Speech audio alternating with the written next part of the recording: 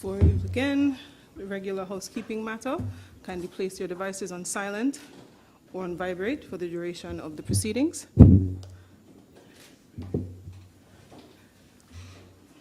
And as a gentle reminder, Honorable, you have 5 hours and 24 minutes within which to present.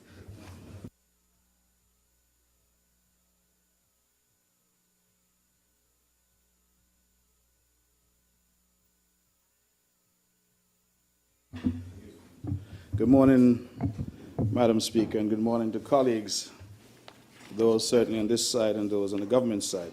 Yesterday we were treated to the budget address by the Honorable Prime Minister and Minister of Finance, which lasted, as you've indicated, some 5 hours and 24 minutes.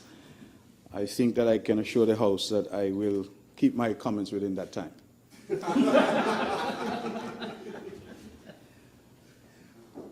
Madam President, I reflected this morning that this is the 17th occasion that I'm privileged to rise in this National Assembly to address a budget.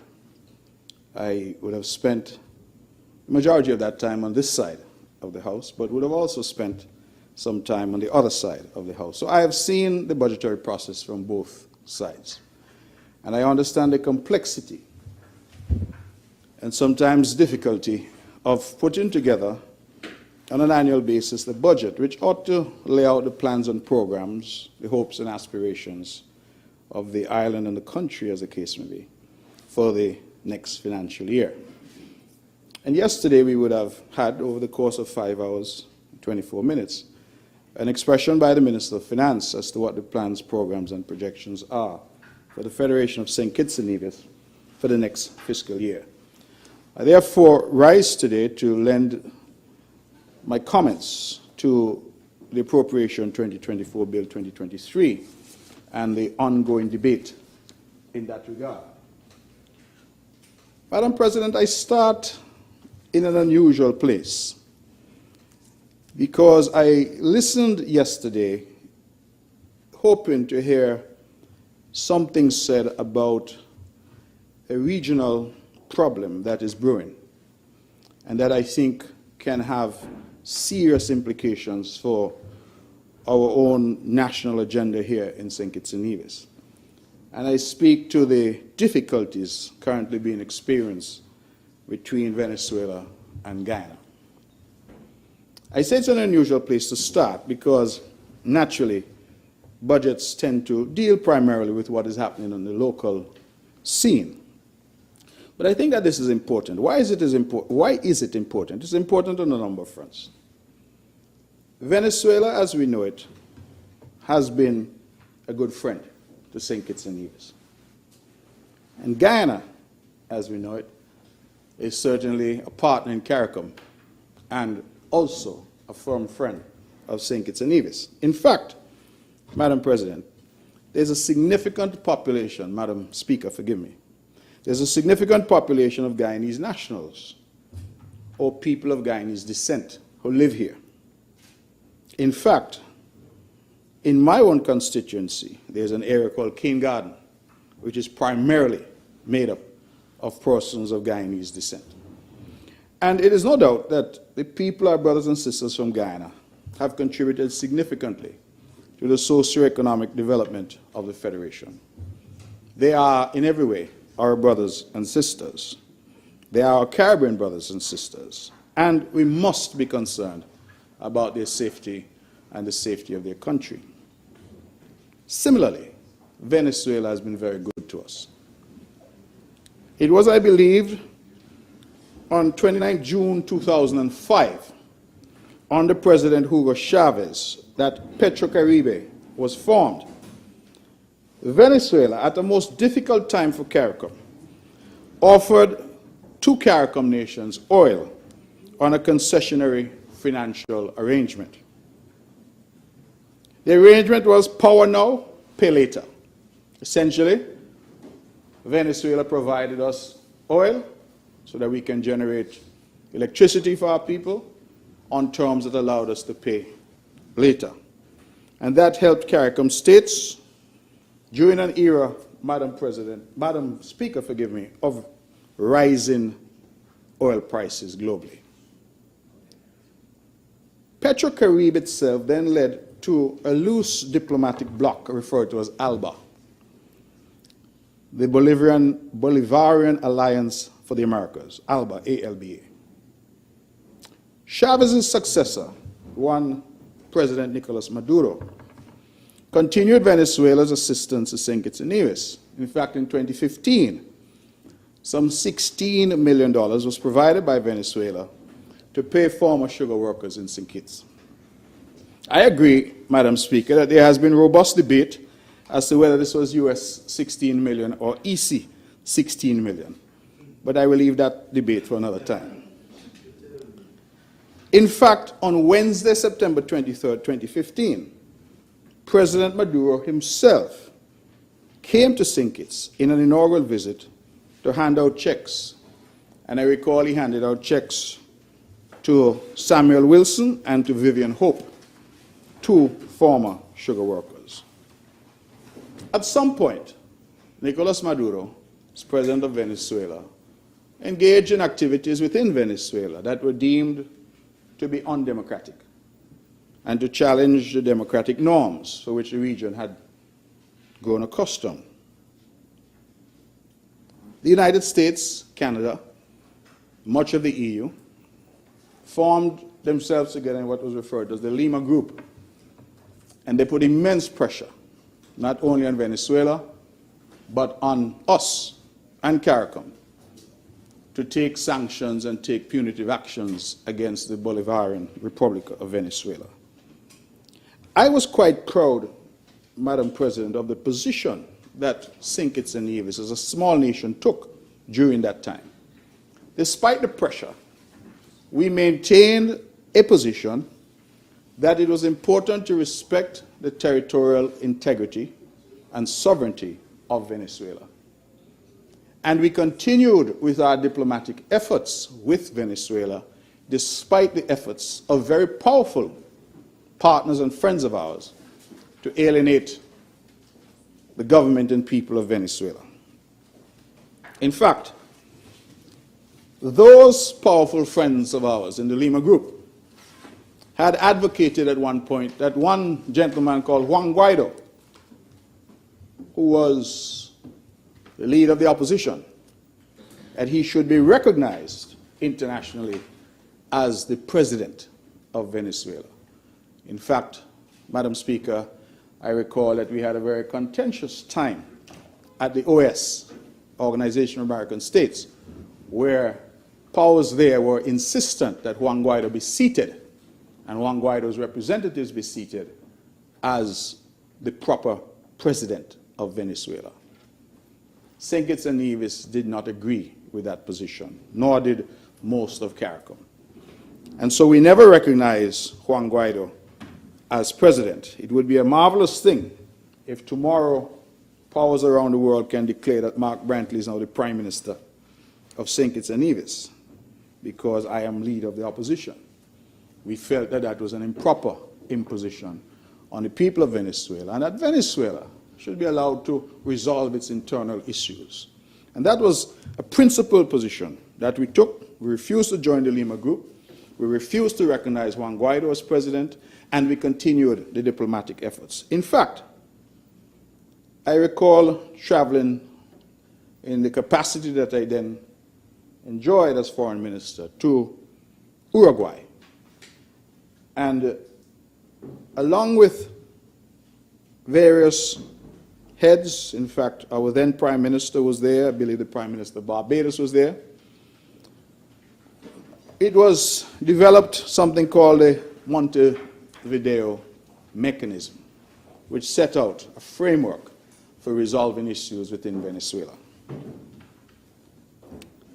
I say as an aside that no less a person than Prime Minister Justin Trudeau of Canada, in a town hall meeting at Brock University in Canada, he called Maduro an illegitimate dictator.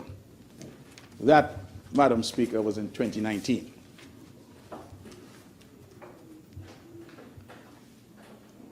It therefore, I believe, should be a matter of some interest to this House and to the people of St. Kitts and Nevis that Trudeau, who had declared Maduro to be an illegitimate dictator, just earlier this year, on the 24th of November, 2023, Bloomberg News would have reported that Canada was normalizing its relations with the same Maduro and Venezuela again. You see, I think there's some valuable lessons here, because ultimately, the position was ultimately, Madam Speaker, that 2019 was prior to the Russian invasion of Ukraine and the difficulties insofar as oil and oil supply internationally that entailed. Clearly, once Russia invaded Ukraine and oil became less available and, as a consequence, more expensive, then Venezuela, which sits on top of the world's largest deposits of oil, would clearly become more relevant to the international community. And so I think it's a matter of some interest that the Lima Group, that had been spearheaded by the United States, Canada, and some in Europe, were now seeking to normalize relations with the same Maduro and Venezuela. And so we had Canada seeking to do so on November 24th this year, just last month, and the United States eased its sanctions to the Treasury on October 18th, 2023. History, therefore, has shown that the position of St. Kitts and Nevis was in fact the correct position, that we ought to allow countries a space to resolve issues and respect their territorial integrity and their sovereignty. But now, today, Madam Speaker, we have, I think, an emergent crisis. I don't want to be over-exuberant in my language, but I believe that based on all that we have seen and all that we have heard, we have our brother Venezuela threatening our sister Guyana. And Venezuela is claiming a significant part of Guyana, the Essequibo region, which, as we know, is the oil-rich region of Guyana. So that our people understand the context, Venezuela has a standing armed forces of nearly 200,000 strong, with considerable military equipment. Guyana, on the other hand, has a force of less than 5,000 personnel.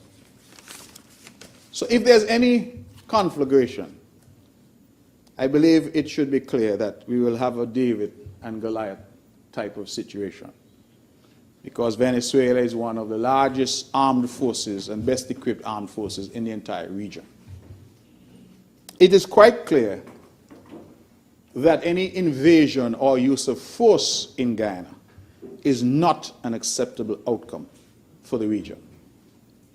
Our region, Madam Speaker, has for a very long time been known as a zone of peace, and is therefore critical that we maintain this area as a zone of peace. And we in St. Kitts and Nevis have an obligation to play an active role in preventing this calamitous potential of war or conflict in the Essequibo region. Not only is it critical for our diplomatic efforts to mediate this dispute between our brother Venezuela and our sister Guyana, but it is also, I propose, in our national interest to do so. Why do I say that? Madam Speaker, with war in Ukraine and Russian oil under sanction and not flowing freely throughout the world as we would be accustomed, sanctions on Russia preventing that oil from flowing, any conflict involving oil-rich Venezuela and oil-rich Guyana will further restrict global oil supplies and exacerbate global oil prices. And as we all have come to know and to understand, that any time there is any difficulty with global oil prices, we, the ordinary people in St. Kitts and Nevis, far removed from the world of conflict, nevertheless pay a price. Bread and all goes up because I suppose the electricity to power the ovens is more costly. We know about the fuel surcharge and the cost to the consumer, but also the cost to government, because over here, I believe in St. Kitts, you subsidize to shield consumers from the full effect of the fuel surcharge. And in Nevis, we have tried to do similar, certainly to shield our domestic consumers from the fuel surcharge.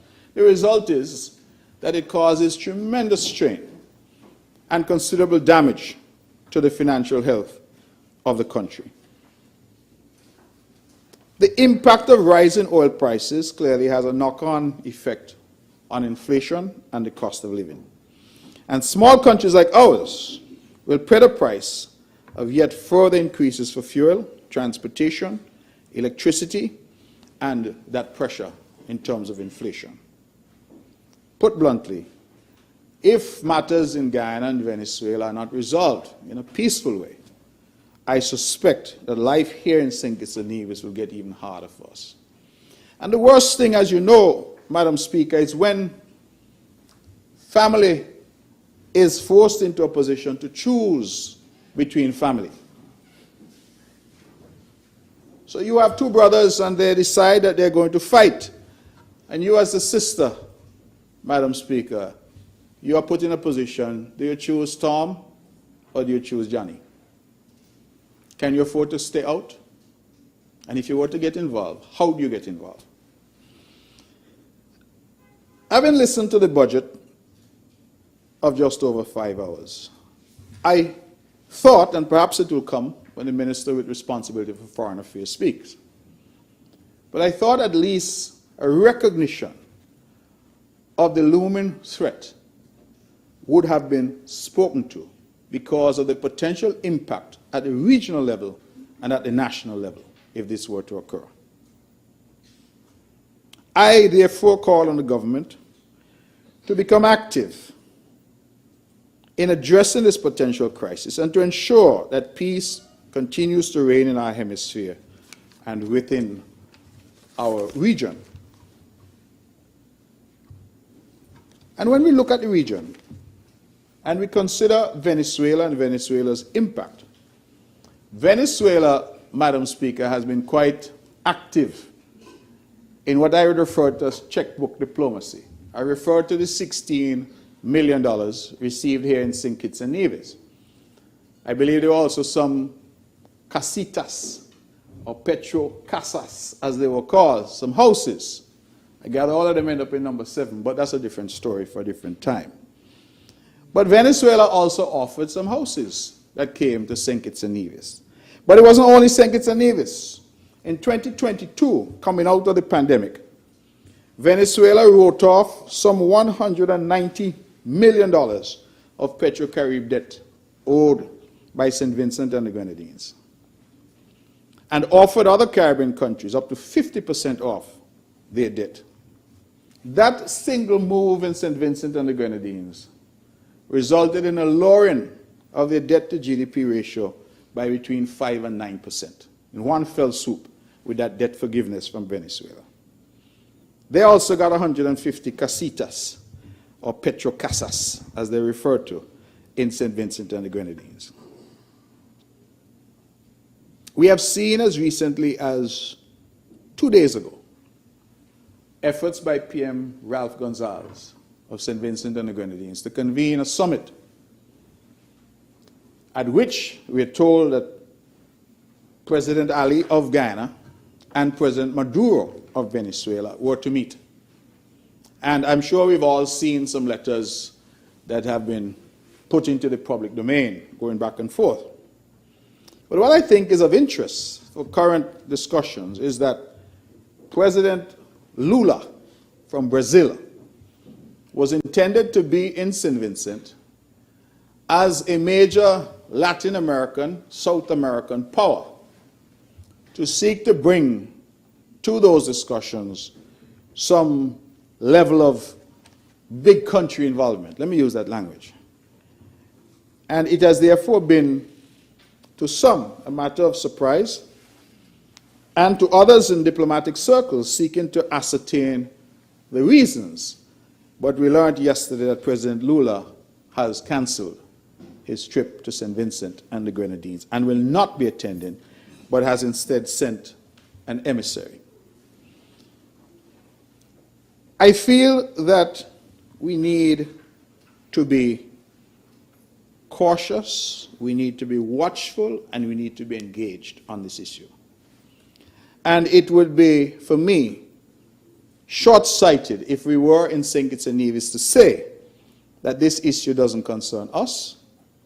It is down south, Guyana and Venezuela fighting, and it has nothing to do with us. I have already expressed the fact that we have a considerable segment of our population which claim Guyana either as a place of birth or the place of ancestry, and the fact that Venezuela has been good to us.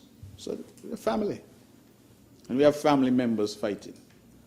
And I'm deeply concerned, and I say it here in the National Assembly, that we need our full diplomatic effort to be made to ensure that St. Kitts and Nevis and our voice, which has always, despite our size, been an important voice in diplomatic affairs, that our voice be heard to preserve our region as a zone of peace and to seek to fashion some mechanism that will allow a peaceful resolution of this issue, lest it explodes and it becomes a real crisis for our region. We have just come out of the COVID-19 pandemic. We are still suffering from the lingering effects of COVID to our economies as we try to recover. And the last thing we need now is another center of conflict and dispute, particularly, I don't mean to sound churlish about it, but particularly in the context of oil, where we have two significant nations and oil producers potentially embroiled in a conflict. So I think that this is important, and I wanted to start there. I also want to use this to segue into the next point that I want to make, because it is very clear to me that as a small nation, as we seek, and I believe that we are all of one accord, that we are seeking to create the best small island sustainable state in the world. I think that is language that we could all get behind. It is ambition that we all can get behind. Madam Speaker, what this potential for conflict in Venezuela, or as between Venezuela and Guyana, demonstrates is that St. Kitts and Nevis is a small island developing state absolutely has to accept that our ability to impact global affairs is limited. We have to accept that sometimes, as has happened between Ukraine and Russia, as is now happening in the Gaza Strip between Israel and Hamas, that, Madam Speaker, there are events that will unfold internationally that are outside our ability to control. In the context of Venezuela and Guyana, I do not resile from my point that we need to get involved. But I believe as a small island developing state, it is difficult for us to control. We have recognized that Russia decided to invade Ukraine. The reasons for that are outside the scope of this debate. But whatever the reasons for that, the impact has been felt right here in Bastia and in Charleston in terms of rising oil prices, which lead to rising electricity costs, rising price at the pump. We all pay the price. It therefore takes me to the point that I'm trying to make. And that is to say, Madam Speaker, that events such as these, wars, conflict, rumors of wars, they all remind us that we must seek wherever possible to be more self-sufficient, St. Kitts and Nevis, to immunize and inoculate ourselves from some of these conflicts over which we have no control. Put differently, if, going back to the analogy that I used earlier, that you Madam Speaker, your two brothers, Tom and Jerry, I can't remember the names I used, so I said Tom and Jerry, are fighting. And you and the two are inhabiting the same household. And the two of them won't listen to reason. It might well be best for you to have your own household that you can somehow ring fence from the ravages of the conflict between Tom and Jerry. And I feel that on the 20th of November 2023, in this very assembly, St. Kitts and Nevis took a quantum leap forward in getting us to a point where there's finally an understanding, a realization, and an acceptance that we must find ways to utilize local assets and locally available resources to insulate ourselves from these exogenous shocks over which we have no control. And on that day, the 20th of November 2023, we had in this National Assembly passed a resolution on geothermal energy. And so I hope,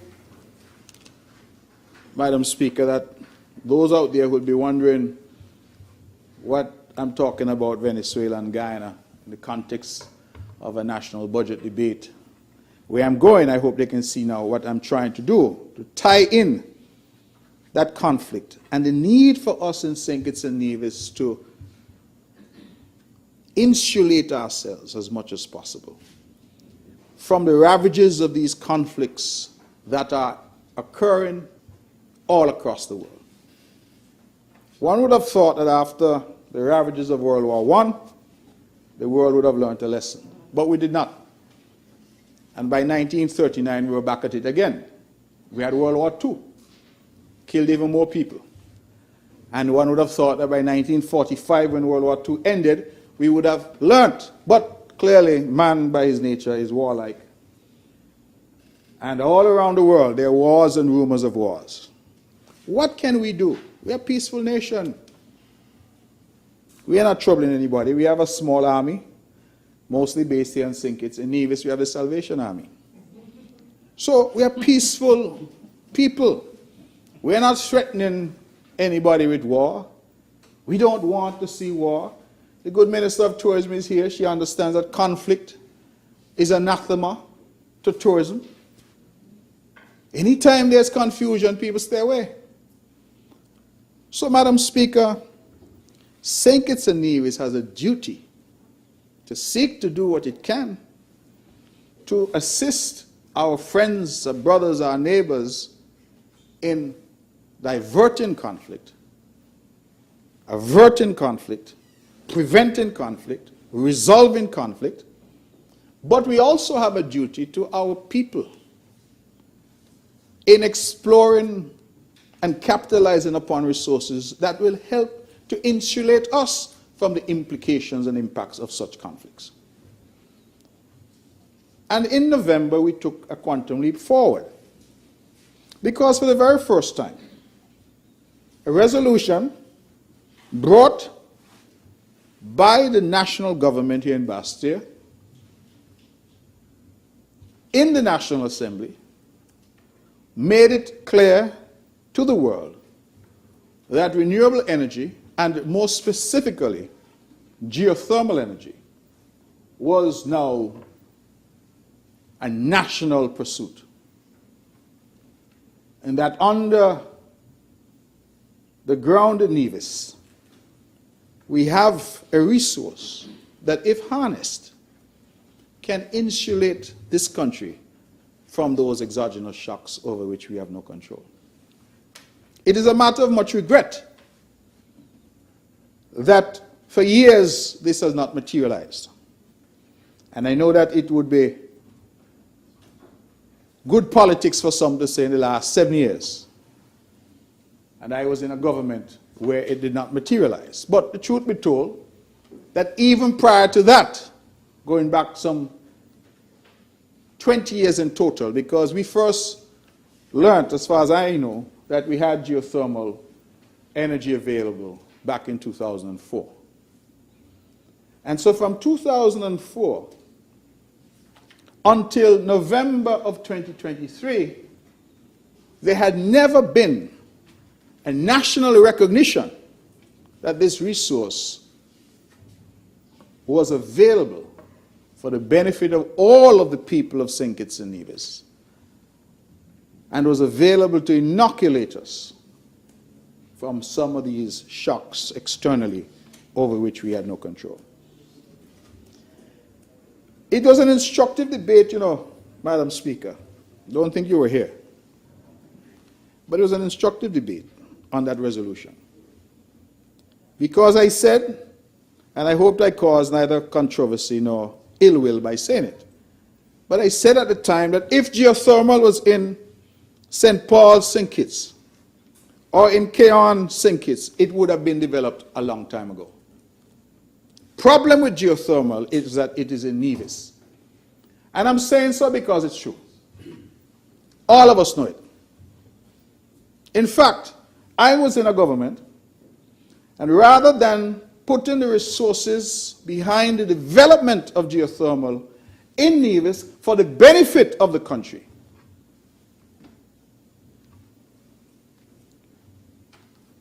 the position taken was, we're going to try to develop our own geothermal in St. Kitts. In circumstances where everyone knew that St. Kitts did not have the resource.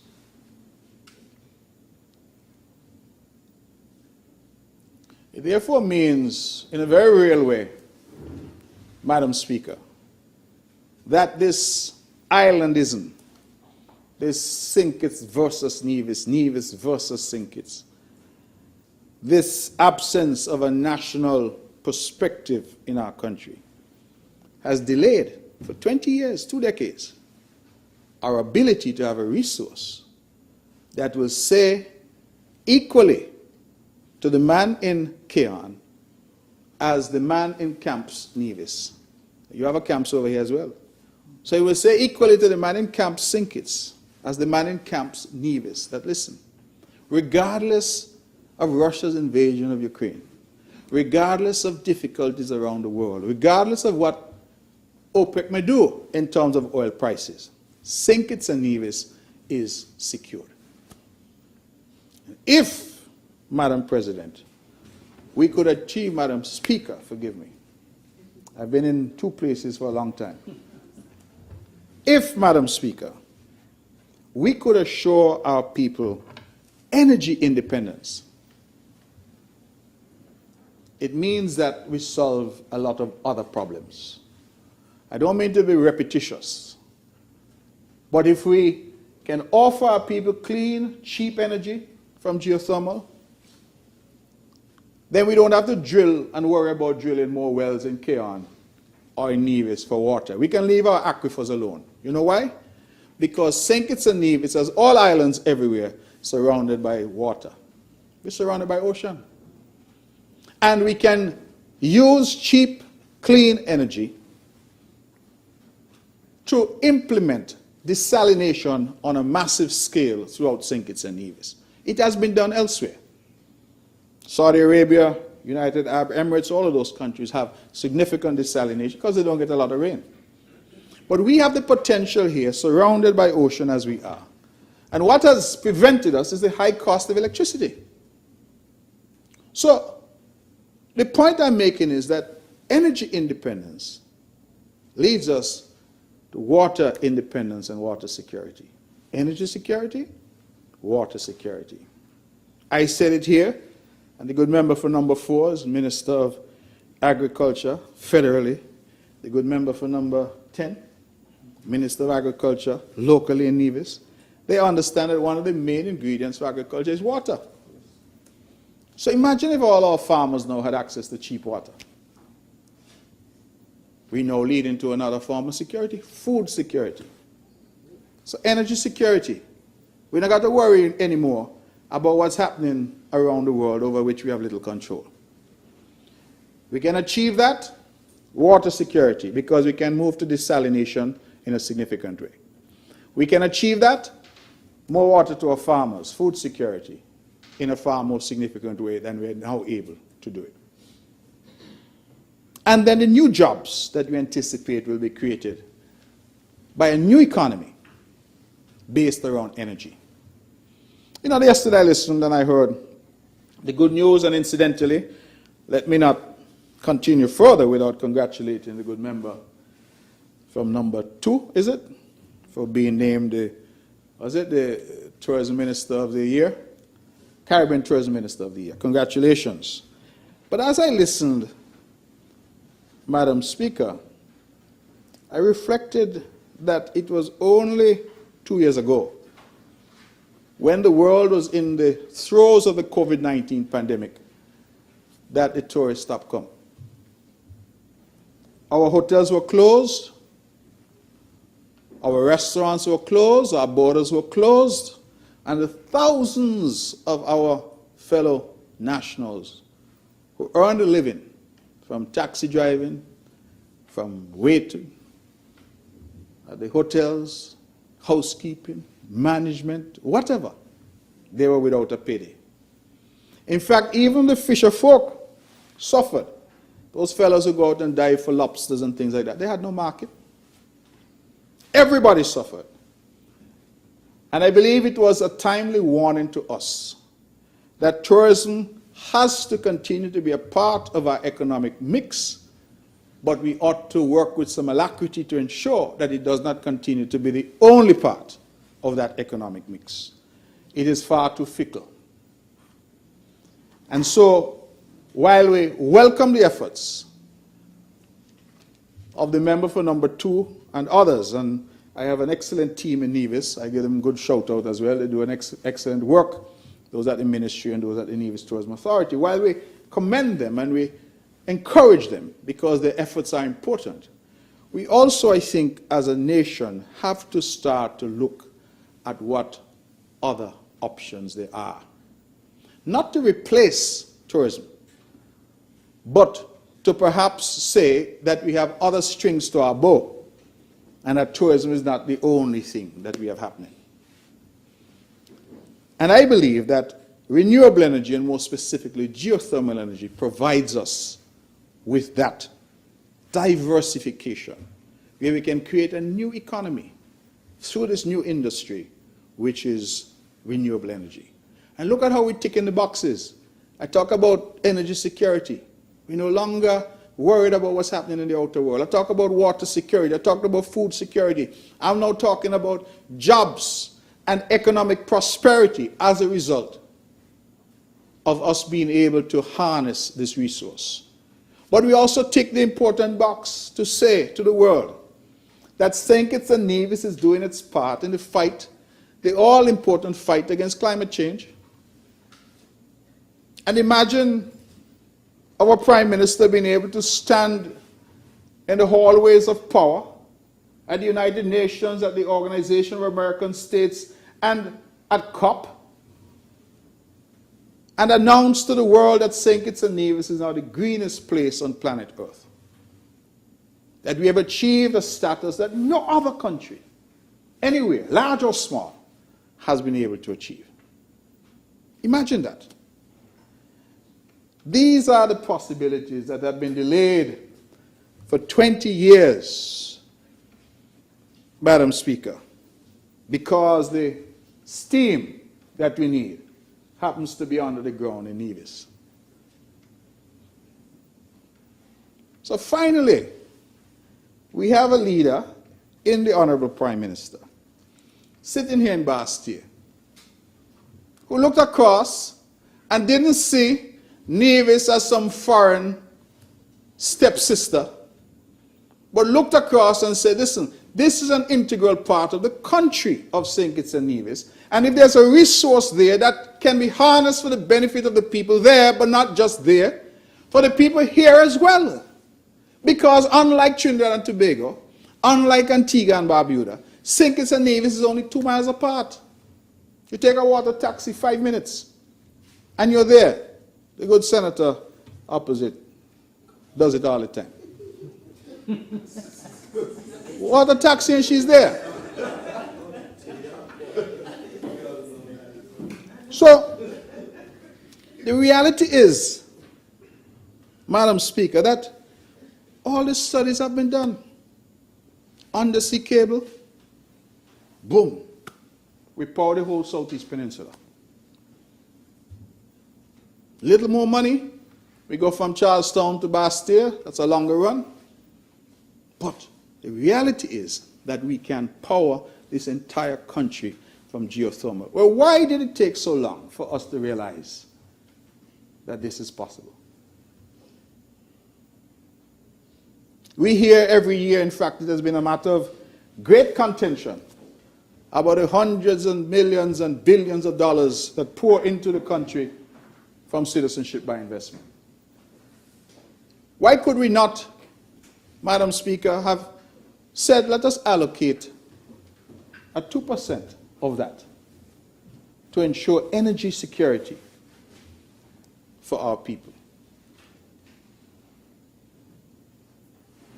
We can say that we no longer have to subsidize fossil fuel energy as we're doing now.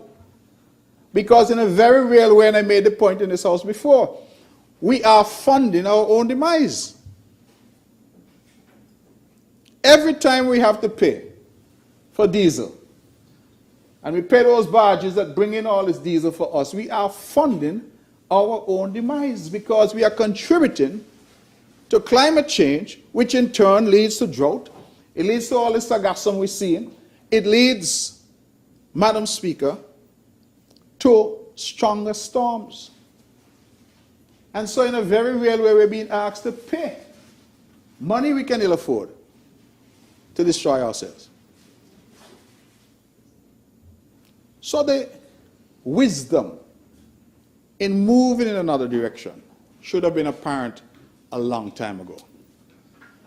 But while we in Nevis were singing one Sankey from one hymn book, people over here in Bastille were singing a different Sankey from a different hymn book. And the international community said, these people are not serious people. And that's what happened. 20 years wasted, 2 decades. And here we are now. Guyana and Venezuela, butting heads. Russia and Ukraine, butting heads. And again, the world looking at an existential economic crisis in relation to oil and the availability of oil. Without fuel, you don't have an economy. Energy runs the world. So it is critically important that we get this right. And I want to go on record in this budget debate to say thank you to the federal government, to the Prime Minister and his team, because he and I spoke about it. And while we don't say publicly everything that we speak about, I hope he's not upset with me, because he and I spoke, and I said, listen, Prime Minister, this discordant note, Bastille singing one tune, Charleston singing a different tune, and the international community confused. As one of them said, amused and bemused. Small country, small island, big problem between Bastille and Charleston. Even when they're sitting in the same cabinet, big problem. So let us find a way to communicate to the world that in fact we are of one accord, that we understand the value of what we have, and we're going to maximize this resource for the benefit of our people. That is how this resolution came about. He said to me that he'll have the Honorable Attorney General look at it. And the Honorable Attorney General clearly looked at it because we came in November and we had a resolution. And so I must register that for the first time, I feel we're on the right track. The Honorable Prime Minister delivered a budget address last year. I believe I have it here somewhere. And Madam Speaker, the Honorable gentleman spoke at some length about the efforts at diversification that this government will seek to make. And I want to underscore the need In fact, I would put it as an urgent need for us to pay some attention to diversifying our economy. We have tourism. I've spoken about that. And I don't want to waste my 5 hours, 25 minutes, so I don't need to go over that. But we have tourism. Tourism is important to us. Long may it continue to be. But what we also have is citizenship by investment. And if tourism is fickle, citizenship by investment is even more fickle. Now, I looked at paragraph 9 of last year's budget address. And the mover then, who's the mover now, he said this: Madam Speaker, on the domestic front, a review of the government's 2021 fiscal performance highlighted how heavily the former administration, that's Team Unity, relied on the proceeds from the Citizenship by Investment program to fund the operations of government. This is not a sustainable practice. This is the Honorable Prime Minister speaking last year. During that year, inflows from CBI program accounted for 54.9% of the total revenue and grants and funded 63.5% of the government's total expenditure. Total revenue and grants for the 2021 fiscal year therefore amounted to 988.8 million, of which recurrent revenue was 970.4 million and grants were 18.4 million. While non-tax revenue exceeded the budget by 106.9%, mainly on account of the proceeds from the CBI program, tax revenue was 19.8% lower than anticipated. The low level of tax revenue highlights the prolonged negative effects that the pandemic and country lockdowns have had on individuals and businesses. That was the highlight of last year's budget address in terms of the, how should I put it, the over-reliance, how heavily we relied on the proceeds from citizenship by investment to fund the operations of government. That was a year ago. I bring you to this year. And I take you, Madam Speaker, to page 15 of the audit report. And this is the audited reports as required by law and by the Constitution, which have been tabled in this House for 2022. And I read from the 2022 reports. Now, this is the first full year of the Labour government administration. I think this 2023. The 2022 will be the half-year position. Forgive me. What I read earlier would have looked back, 2021 performance. This is 2022. And the audit report says this at page 15. And I quote, "The Citizenship by Investment Unit continues to be the largest contributor to the government's overall recurrent revenue collections. As seen in the graph above, this department collected 60% of the government's recurrent revenue in 2022. Remember what I read earlier, it was 54.9% in 2021. In 2022, the Director of Audit is telling us that this department, Citizenship by Investment, collected 60% of the government's recurrent revenue in 2022. This collection amounted to $669 million in 2022. And it goes on to break out how that was comprised in terms of government fees, hurricane relief fund, sustainable growth fund, etc. What I'm focused on is the percentage. So we have gone from 54.9% revenue from CBI, one discrete activity, in 2021 to 60% in 2022. So the reliance is going up. The contribution of CBI to the overall pie is going up.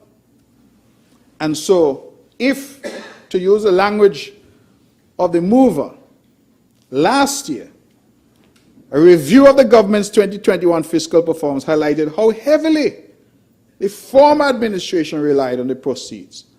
It means that for the period under review, 2022, the reliance was even more heavy because we moved from 54.9% now to 60%.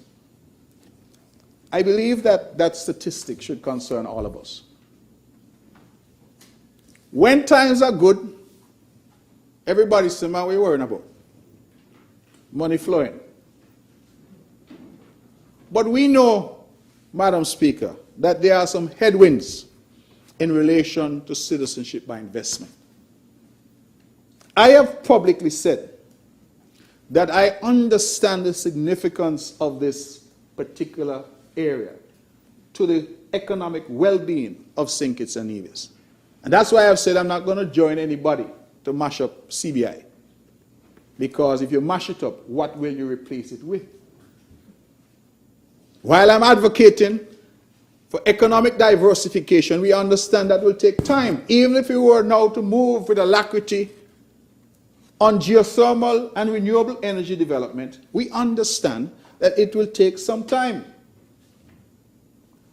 So I'm not going to join anybody to bash CBI or to predict its demise. But I believe also that I can't be foolish. And we all can admit that there are some headwinds. That there are some people in this world who look at an idea that we created right here in St. Kitts and Nevis, nigh 40 years ago, to leverage our citizenship for investment. And there's some who, despite the flowery language in the corridors of power around the world, want to keep us poor and want us to remain mendicants. And anytime we push our heads above the parapet and we start to say that we can stand on our own 2 feet, they find new and interesting ways to punish us. That's why I can't join them in destroying something that we created. You look around the world, Madam Speaker, whole heap of billionaire Russians, Abramovich, let's say Abramovich had owned some club, football club, Chelsea. Abramovich and all kind of rich, billionaires, all settled in London. I have been to London. Nowhere cold and dreary and wintry and wet like London. I know nobody going to London for the weather. So if you're a billionaire and you can go anywhere in the world, how come you end up in London? You know why? Because the English government put policies in place to attract them. They didn't just all get up one day and say, oh, let us go to London because the weather there is beautiful. The culture there is this or that. They have the means that they can visit London whenever they want. Why would they move there? Buy all those expensive properties in Knightsbridge and places like those. It's because the British government encouraged them through policy to be there. They understood the value of having people with big money there. The Russians were the first wave. Now they have the Saudis and others who are buying up football clubs and engaging. That is how they do it. Nobody can tell England, old Mother England, that somehow their policies are wrong, that they're using their sovereignty for illegitimate purposes in attracting money to their shores. You think we could tell them that? Then we look at our friends in Canada. If you were to go now to British Columbia, go to Vancouver, more Chinese in Vancouver than anywhere else. How did they get there?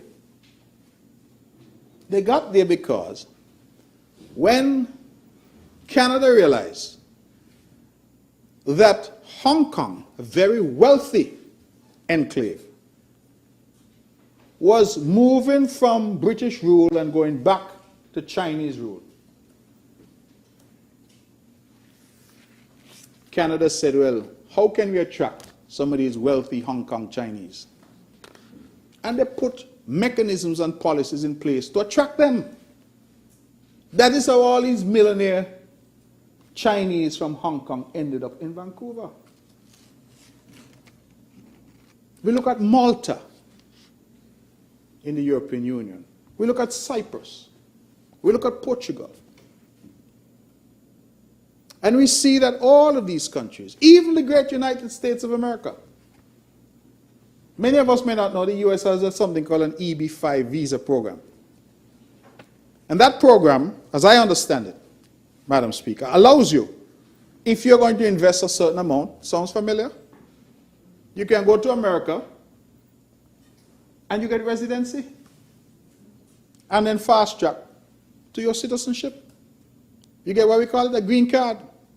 If you can invest a certain amount, that thing can employ up to 10 people. I believe that is a requirement. But a mechanism using their sovereignty to create what? Investment, inward flow of investment into the United States. Little St. Kitts and Nevis had the idea 40 years ago.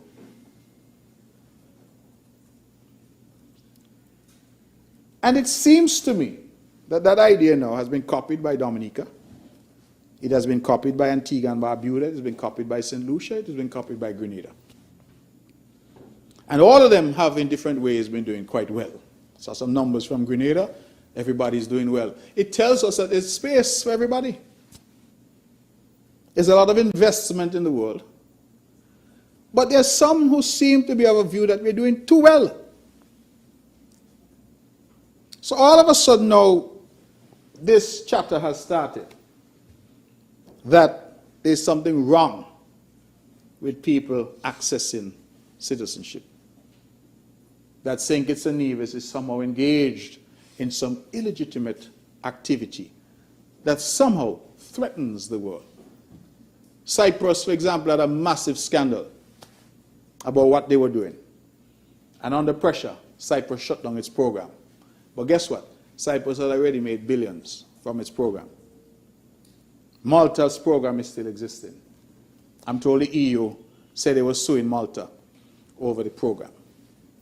But around the world, it is a cardinal principle of law, as I understand it, that every nation has the right to determine its laws in relation to nationality. Some countries, you can't become their citizen no matter what you do. That is why, for example, in places in the Middle East, you have generations of people who are there who don't have any citizenship because they've lost the citizenship of their ancestors and they have no capacity to get the citizenship of the country in which they live. That's the reality. They're called stateless people.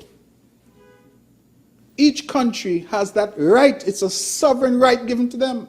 So if St. Kitts and Nevis, Madam Speaker, had the intellect, we had the ability to leverage that intellect into something that has now become a global multi-billion-dollar industry. Why should we now be punished? So that is why I can't join anyone, because anybody who's out there, who everything that they say in Europe, they parrot it and they send it out as if this is good news. And they try to say, the whole thing dropping, it falling. You hear what I just tell you? 54.9% in 2021 and 60% in 2022. Now, if that is the word I heard in here yesterday was poof. If that is poofed away, what is going to replace it? Not yet. Not yet. What is going to replace it? That is why you see some issues for me are bigger than the local politics, you know. Some issues have to be bigger than the local politics. Because whichever government, there was a government, a Labour government before, Something about Labour, I'm always on the other side to them, because I was over here as well. But there was a Labour government before. And what did the Labour government, under the leadership of Prime Minister Douglas, rely on? Citizenship by investment. That is where the reforms came that saw the industry surge. It led to difficulty, but nevertheless, in terms of the revenue stream, that was what St. Kitts and Nevis started to rely on. When he left office in 2015, a team unity government took over under the leadership of Prime Minister Harris. And what did he rely on? Citizenship by investment. We now have a new government that took office in 2022 under the leadership of Dr. Terence Joe. And the numbers suggest that citizenship by investment is still the most critical aspect of our revenue flow. The reason I believe it's important for us to reflect that various governments have all relied on CBI is to underscore why it is foolhardy. It is almost, I don't want to use language, as I said, that is too flowery, but it is almost treasonous for us to be out there parroting a narrative which we understand is not a narrative that is designed to help us. And just by the examples that I've used, Madam Speaker, this is a phenomenon that is being utilized by Canada, by the UK, by America, by Malta, by Cyprus, by Portugal. So all of them do it. But suddenly it is wrong for us to do it. We who invented it, you know. And then we get people here locally who start to sing that hymn when they themselves in government relied on citizenship by investment. I was in a government, and every year we hear surplus, surplus, surplus, surplus, double salary, double salary, double salary. The double salary gets so common now. Yesterday when the Prime Minister was delivering his address, I was following some comments on a feed. One youngster said, just fast forward to the end. They're not interested in a policy prescription. Another youngster said, I am by the ATM listening to the address. I hope we understand what that means. Because I have been the lone voice out there in the wilderness saying that certain practices are not sustainable. I get plenty cuss with. But the truth is the truth. And sometimes you need to bell the cat. And you need to say that certain things are just not sustainable. And it is creating out there this sense of entitlement in our people. Because if our people can say, I am listening to the budget address sitting by the ATM, it means really the only thing they want to hear is what am I going to get. Not what's going to happen in the country next year, you know. Not if we're going to have new industry, renewable energy. What is the position on crime and national security? What is the position on education and health care? No. What am I going to get? And we have to be careful. And I'm not going to resile. I said the same thing last budget, you know, it looked like they didn't tape that one. But I said it again this year and I get plenty licks for it. But the point that I'm trying to make is that we need to reassess where we are and what we're doing. Because we create at our own peril this delusion in our people that they are entitled to free money. And we need to be very careful with it. But we used to hear, when I was in government year after year, surplus, surplus, surplus. Double, double, double. Well, how was that possible, Madam Speaker? Same CBI. And I want to point out something. I read it, but I want to emphasize it now. That when the mover spoke last year, he spoke about the fact that tax revenue was 19.8% lower than anticipated. I don't want that point to be lost. The reason for that is that tax revenue is usually lower when the economy is not performing at the expected levels. In most countries, your tax revenue is what obviously fuels your revenue for purposes of running your country. In St. Kitts and Nevis for a very long time, we have perhaps not been as agitated over tax revenue. You know why? We have CBI. So we don't need to worry too much if TDC and Hosfords and them doing as well as...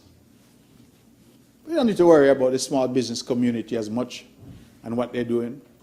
Because once those numbers keep coming in, and every year we have $500 and $600 million flowing in,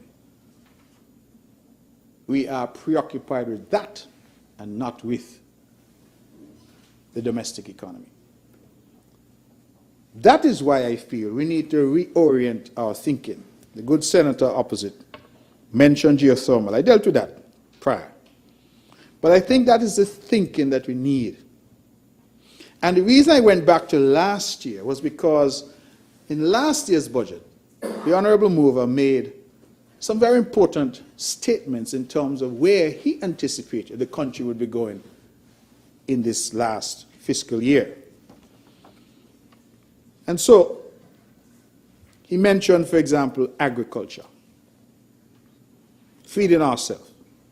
We have this 25 by 25, I think, where CARICOM has set a target of us providing 25% of our needs, certain areas, by 2025. Are we going to meet that target? I'm hearing yes. Well, I'll wait for the report. But 2025 is right around the corner. It's right around the corner. Soon as we wrap up here, it's 2024, you know? And then here comes 2025. So we need to look at that. Together we're going to meet that target. Well, when I speak here, I speak about together, you know. I don't need to state the obvious. I'm supporting you. I don't need to state the obvious. And we are well on our way. Feeling very labor today. So, you're feeling very labored. Madam Speaker, I don't want to waste my 5 hours and 24 minutes. And one done gone. 1 hour gone already? Yes. I'm just warming up. Madam Speaker, agriculture. It was mentioned. And I'm not going to belabor it. We will hear from the good minister, the member for number 4. He says that we are on target. We will hear the report. But we will need to hear that we are, in fact, on target to meet our expectations, and that agriculture can become a significant part of the economic mix. Because even when we look at the budget allocations over the years, we have never seen any significant allocation to agriculture to suggest that agriculture is going to become a critical part of our economic matrix in the country. Agriculture has always been one of those other things that we do, but not a significant part. And it is just like we allowed geothermal to linger for 20 years, it's an oddity because people must eat. Food is critical. And so really one should expect that in a budget you'll see education, healthcare, agriculture. That has not been the case. In Nevis and in St. Kitts. I'm not just over here talking because it's the same thing in Nevis. But if we are to get to a point where agriculture becomes a significant part of our economic matrix, where young people leaving school can say, I have a future in agriculture, food processing, agro-processing, I'm going into poultry, I'm doing these things, I'm going away to study agronomy, I'm going into food production. These are the things that we would like our young people to be saying. And in Nevis, we have an excellent program. I can't speak for St. Kitts. We're in the schools now. We all have shade houses, and we're teaching our children from a young age. In fact, all the schools in Nevis now, primary schools, have their school kitchen, school meals. I think in St. Kitts you do it differently. You cook in a central place and you transport. In Nevis, they each have a kitchen. But as I'm told, the produce that the children themselves are growing are now finding their way into their meals in their school kitchen. We talk about farm to table, that's shade house to table. And it is also exciting the youngsters in a way in terms of agriculture. So agriculture has to play a part. But when we think about agriculture, we tend to think about food. But there's something called cannabis. I don't know if you can eat, but can drink. You see, I like when the experts speak. They tell you all you can do with cannabis. I have heard that cannabis has tremendous benefits. I have a statistic here which suggests that by 2027, Madam Speaker, the global cannabis industry will be somewhere in the region of $82.3 billion, US dollars. I have been a voice here, and I want the public out there to say that I have been consistent in government and out of government to say that we are moving too slowly on the cannabis industry. We're moving too slowly. I had just in the past few days a visit from a large group who came from Canada. And it was various universities and colleges from Canada. They came down and they met with me in Nevis. And I was very interested to hear that one of the schools, Niagara College, they have bespoke programs designed all around cannabis. How to cultivate it, how to commercialize it, what you get from it. And you know there's a running joke that if you look at Canada from outer space, there's a pall of smoke over Canada. The most weed in the world being smoked in Canada. So there is, in my view, a need, an urgent need. And I'm not trying to minimize the problems or the obstacles, but I think there's an urgent need for us to, as part of that diversification, to get into a serious implementation, because I believe there's been enough discussion of a cannabis industry here. And that implementation is not just about appointing boards and putting more people on boards. That implementation has to do with the political will to say that St. Kitts and Nevis is going to move in this particular direction. I have some constituents, some youngsters in Nevis, and they're telling me that they have taught themselves. One youngster tell me, I say, well, how you know about strains and how you combine this strain with that strain to create a new strain? And he tell me, YouTube. YouTube, self-taught, he say, trial and error. So if we have that happening organically, could you imagine if we had a framework where that youngster could go to Niagara College and learn in a laboratory what to do and how to do it, and come back here to create new jobs in a new economy? Southern University as well. The point is to create the necessary environment. Because it doesn't make no sense. You send them Southern University and they get all the knowledge and then they come back. And there's not a framework within which they could utilize that knowledge to generate jobs, generate income, generate economic activity. A good member for number 2 says she bring in 700,000-800,000 cruise passengers here. Well, you ain't think some of them want to smoke something? Wait for it? Not me. They want to smoke something, they want to eat something, they want, what do you call the thing again, the edibles. They want all of these things, but absent a framework for it. What are we doing? So I'm asking the government again. I asked the government that I was a part of. They didn't study me. So I'm asking this government to do something about it, because we should not be left out.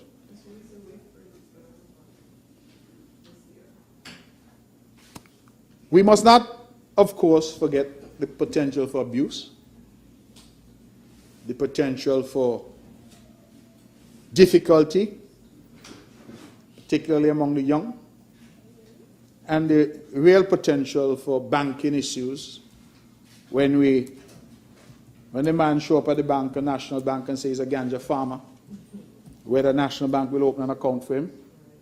All of these are issues. I don't minimize them. And the one thing I said, and I always say when I'm here, that while I absolutely support the idea of developing the cannabis industry, we have to twin it with a massive education campaign so that everybody everywhere understands what we're doing and the pluses and minuses of it.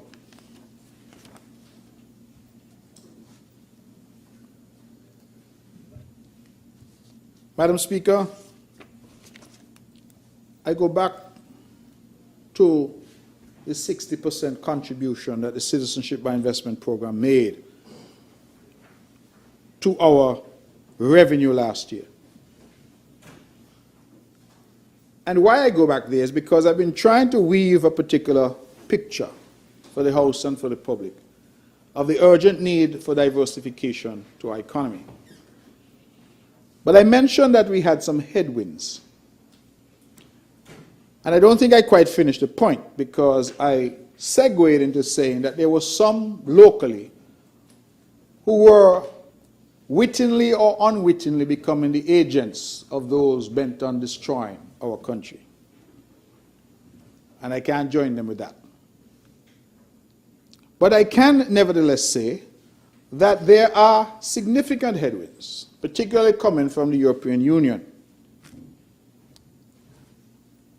And the European Union is an interesting body, because it is not an international body. It is not a multilateral institution. What do I mean by that? The European Union is a bloc of countries.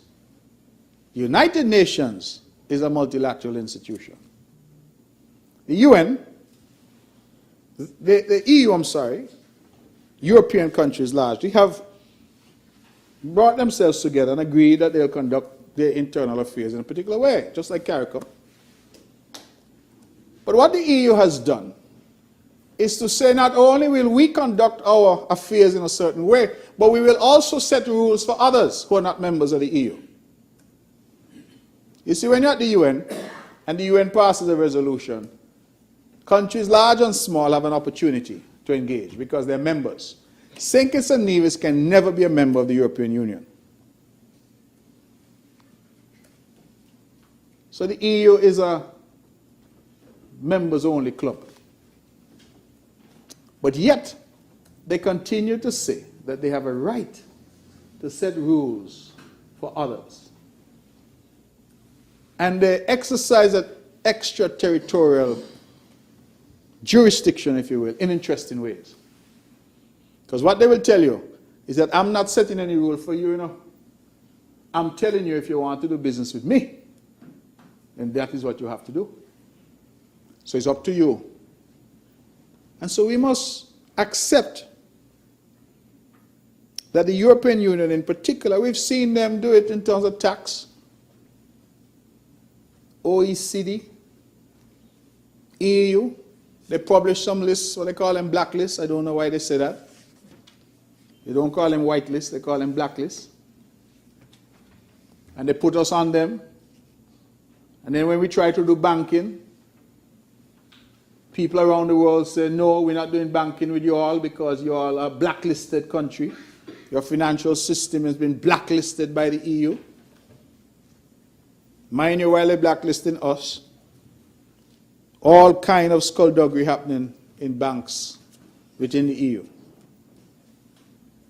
But sometimes it's about power and not about principle. But the reality is that we have these challenges. And whether we like it or not, they have said, and I believe the indications are clear, that they are declaring war on citizenship by investment programs, to the point where Cyprus has closed down, and I gather they're trying to sue their own member, Malta. And we have to be mindful of the challenges that lie ahead. Why? Because the House and our people would know that we currently enjoy visa-free access to what is referred to as the Schengen area. So we can go to all of Western Europe without a visa. It is a privilege, to be sure. But it also provides for the EU a potential sword that it can use against us by threatening to say, unless you do what we want, we're going to restrict your ability to come here. And so we have to be mindful. These matters require diplomacy, they require engagement. And certainly since I was in the position of foreign minister some years ago, those headwinds had already started. And what we said to the EU back then was that you cannot simply announce, let us have a dialogue. Because notwithstanding you might be high and mighty, and you are big powers, and we are small, and poor and powerless, we are still a sovereign nation. And we still deserve the right to engage in dialogue before punitive actions are taken. But all of us would be fooling ourselves, Madam Speaker, if we were to say that there weren't challenges on the horizon and that there weren't real difficulties potentially for our citizenship by investment program.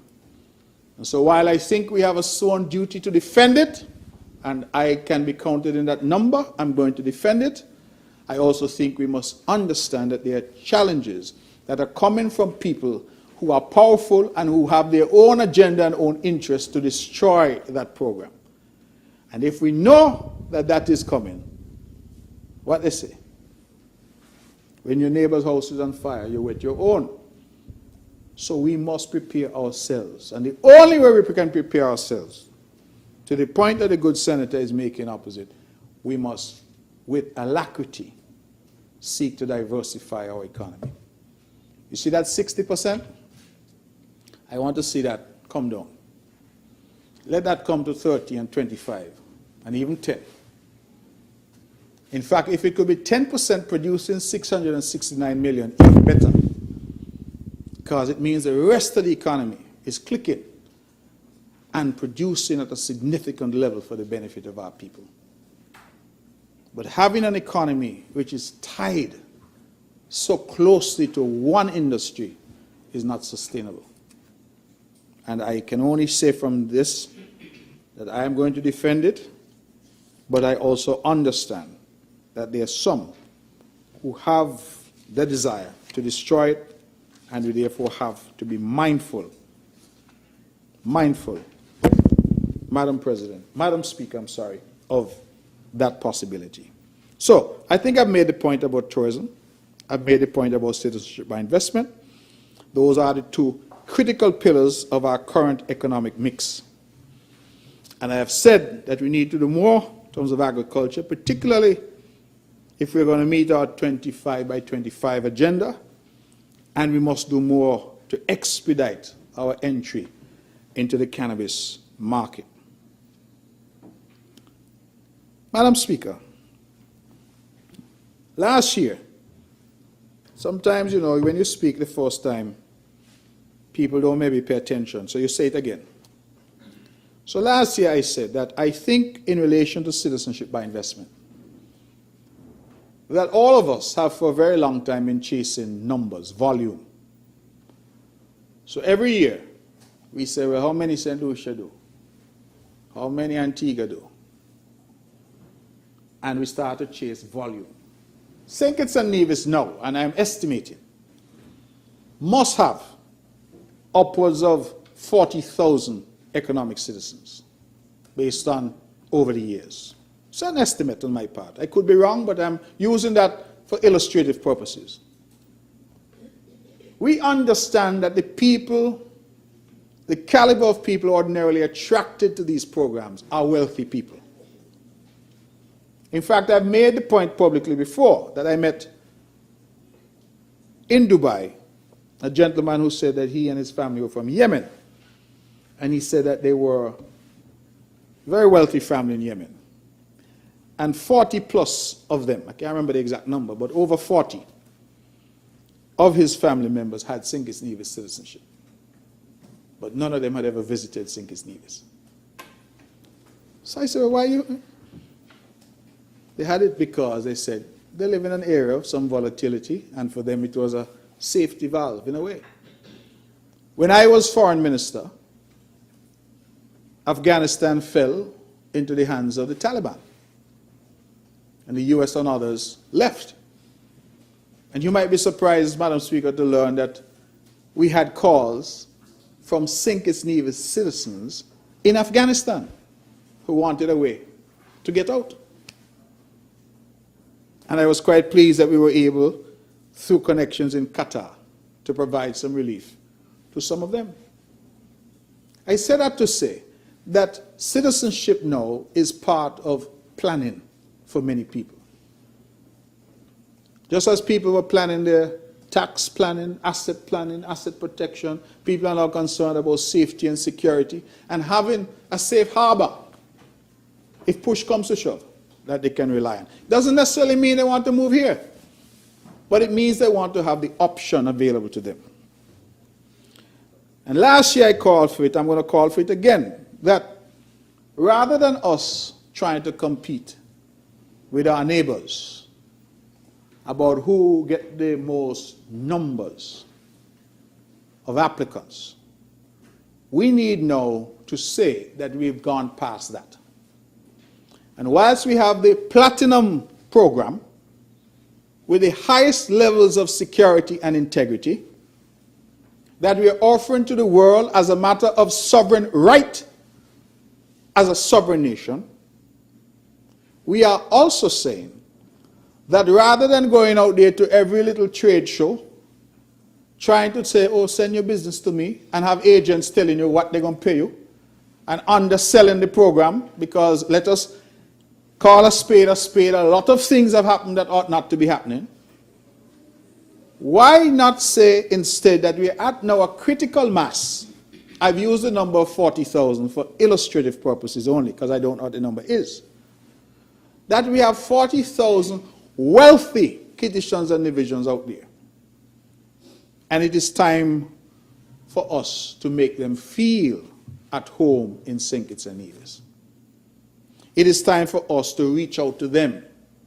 And so if I had my way, and this is my recommendation from last year, make it again, that we ought to have a bespoke agency of some kind that provides value-added services to our existing economic citizens. Currently, we are only concerned with chasing new people. And the existing people that we have, that 40-plus Yemeni family, that's full of money, never been here, but they hold our passport. How do you get some of them to come here, to visit, to invest, to see St. Kitts Nevis not just as a safety valve, but as a genuine place? I'm pretty sure some of them must be wondering if the place really exists. How do you persuade them? And the only way you can persuade them is to engage with them. We have not had a tradition in the country of engaging our economic citizens. We started when I was foreign minister, and I commend the new foreign minister for continuing this diaspora engagement. I know that there's a diaspora conference that is coming up, but even that, we have focused on people who are born here, who live overseas, or descendants of people from here who live overseas. And we have again My number for illustrative purposes, 40,000 millionaires out there. We're not paying any attention to them.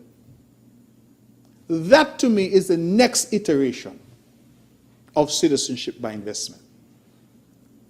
Not going to every trade show to chase numbers and have agents telling us what they're going to sell and what they're not going to sell. And the industry, as we know it, has been captured by these agents. I see a young fellow one time, he must be half my age. And he was quite bold. He told me he's in this thing now for 3 years and he's now a multi-millionaire. 3 years. Some of them are getting more benefit, personal benefit, from our citizenship by investment program than our people here. So I think we need to change the paradigm. Don't get me wrong, because people love to misquote me. I am not saying that we ought not to continue our marketing efforts. It is critical that we do. I am saying that in addition to that, we need to create something. Minister for Investment is here, whether it's through Skipper, CIU, or however it's done. An agency which, when the Prime Minister signs a certificate of registration for a new citizen, those details should be in some database somewhere, which allows that agency now to reach out and to say, hello, Mr. So-and-so, we are aware that you're now a citizen of St. Kitts and Nevis. These are some of the investment opportunities. We want to build a smart hospital. We realize that you own hospitals in your home country. We realize that you are an investor who has invested in spas and hotels. This is what we want to do. Because I believe that among the number of wealthy economic citizens that we currently have, there are people we can tap into. And so I'm calling it an enhanced CBI program. And I am fortified in my view. You know why? Madam Speaker, I have a note here I want to read into the record, just to support my position. A services firm on Nevis shared this with me. They received this query, and here's what it says. Dear sirs, just recently I was granted a St. Kitts citizenship and passport, and I plan to relocate there to live along with my family. I, however, have some inquiries. I will highly appreciate if you could guide me accordingly. These are the inquiries. How and where to find business opportunities available to invest in or buy a ready-made business, and if there's any financial support. How and where I can look for accommodation to rent for my family. Is school and university free? How can I enroll my children in school and university? Information about transportation services. Information about medical services. Do St. Kitts and Nevis citizens receive any kind of support from the government? I appreciate any information, hint, guidance, or support you can provide to support my new journey. This is one of our citizens now. Could you imagine if we had an agency? The people no matter need to send to lawyer and people to ask those questions, but you have an agency of the government designed specifically to provide the support that these people want. If we can reimagine the program, you can lead now to that value added. So the people know about what services are available. You know, a big thing now, I'm sure members of the House would know about it. A lot of these economic citizens now are asking for some form of ID beyond the passport. Second ID. Why? Because many places they go in to open a bank account, they need 2 IDs. So they're asking questions like, can I get a driver's license? Can I register with Social Security, get a Social Security card?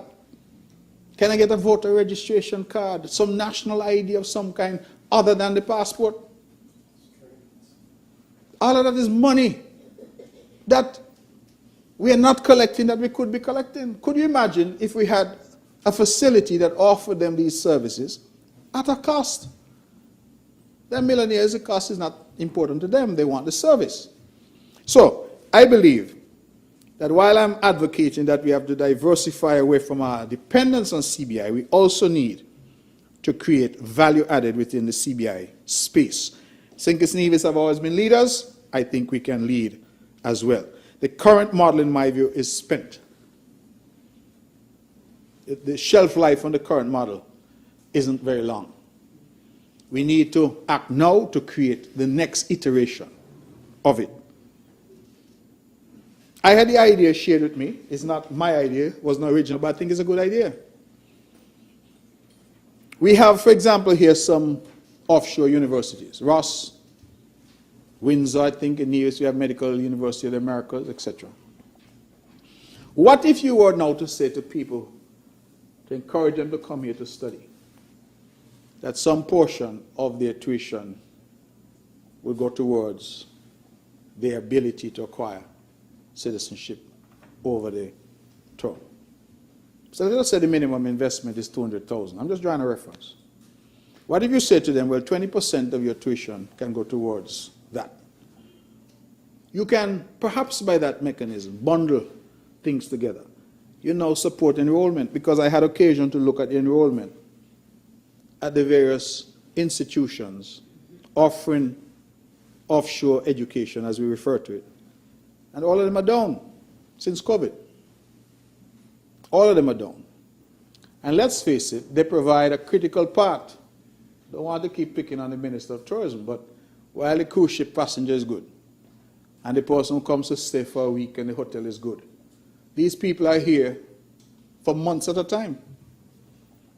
And sometimes I wish that we could find some kind of economic study that would give us a real picture of the impact of the student population on small economies like ours. Because when I look at Grenada, they've created a whole town, almost, in Grenada for St. George's University. It's a whole, Grenada is so, St. George's University is so important now to the Grenadian local economy that when the students are off, the supermarkets order less food. I'm not joking. They order less food because the students are away on vacation. That's how critical. People renting property, building dorms, building apartments, car rentals, telephone, internet, gas. All of these are important. And I believe that we need some new thinking. And one of the things I was saying, part of that new thinking, I've seen the Prime Minister engage, and I've now seen the Afro-Exim Bank indicating a willingness to fund. I like the idea of us doing more with Africa. We had a very robust program of visa waiver and new diplomatic relations with countries around the world. In fact, during my tenure as foreign minister, we added 33 new countries that St. Kitts and Nevis can travel to without a visa. 33. And of those, 12 were in Africa. 12. We added 44 countries with which we developed diplomatic relations, including, I might add, the Kingdom of Saudi Arabia, where we are now engaged with in a substantive way with Saudi Arabia. I mention Saudi Arabia only to show that these diplomatic efforts are important. It may be that we engage formally in 2015 and it doesn't start to bear fruit for 10 years. But the fact that we had diplomatic relations with Saudi Arabia, now we have an ambassador accredited to St. Kitts and Nevis from Saudi Arabia. And we could have engaged now with Saudi Arabia in terms of how that very wealthy country can be of assistance to us. I mention it because I have not heard anything said of that initiative under the new government. I have not heard of any new visa waiver arrangements being entered into. I have not heard, perhaps they're happening, but I don't hear about them. The minister can report when he comes. I have not heard of any new engagements with nations in Africa. We did 12 in 7 years, but Africa has, I think, 54, 55 nations. Can we engage more with them? I have not heard of any new efforts in terms of diplomacy in places like Addis Ababa, where the seat of the African Union is. These are matters I think I've seen Barbados try to leapfrog by doing certain things. But we too have the potential to engage with Africa in a significant way. And every one of those efforts, Madam Speaker, it's like a strand in a rope that cements in a significant way the position of St. Kitts and Nevis as a small island state, to be sure, but as a voice in the international community that is not only to be heard, but to be listened to. And so I make that point. When the good member for number 6 comes, he can speak and allow us to understand more of what is happening. I want to shift very quickly, because I'm sticking with my theme of diversification, to manufacturing. St. Kitts, for many years, had a manufacturing sector. We in Nevis used to look across and they said people working, what they used to say upper there, the industrial site. And I recall that during the height of COVID, no less an institution on the White House, the United States, called us to ask if we could have a factory open because a part that that factory here made was critical for ventilators. And we had to quickly formulate a protocol to allow that factory to open so that the ventilator, the part necessary for the ventilators to go to America. But we have seen changes. We're hearing about artificial intelligence, we're hearing about advancements in technology. And we have, let us face it, some difficulties in terms of manufacturing that we face. High electricity costs. Again, we're hoping we could solve that problem with geothermal. But we also have relatively high labor costs, a point I'm going to get to shortly. And since COVID in particular, we have very high shipping costs. When you combine all of those, small population, high labor costs, high electricity costs, high shipping costs, it makes it very difficult for us to engage in what I would call traditional manufacturing. So it therefore means that we must transition our efforts in terms of manufacturing to higher value, higher end manufacturing. Where the youngsters here, for example, who are involved with STEM, I see you have a robotics association. Those are the youngsters, in my view, who are to form the nucleus of a new manufacturing, new type of thinking in relation to manufacturing. Those times when we had 200 and 300 people earning minimum wage in a space producing something, I think that that model is probably for us at our stage of development a spent model. And so I would urge that we pay some attention to that. Now,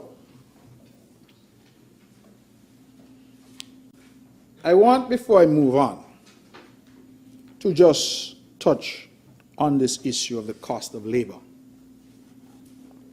Now, I was privileged to meet with the Honorable Sam Conda, who came as the chair of the commission that addressed the whole issue of the minimum wage and the minimum wage increase. And the Honorable Prime Minister, in his address yesterday, would have outlined to us what the minimum wage is and what it is now expected to be.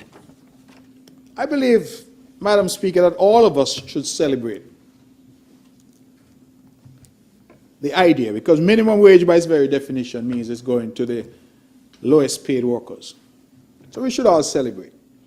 But I had hoped, as we look at the minimum wage increasing from $9 to $10.75 by the 1st of January, so that is in 2 weeks, and thereafter to $12.50 from the 1st of July 2025. I would have hoped for a few things. One, a bit more notice before implementation, because forecasts and projections for the new year, some entities would perhaps have already made their forecasts and projections, and we'll have to readjust now in light of the new numbers. Two, I would have liked a discussion, and perhaps it will come, about the level of consideration.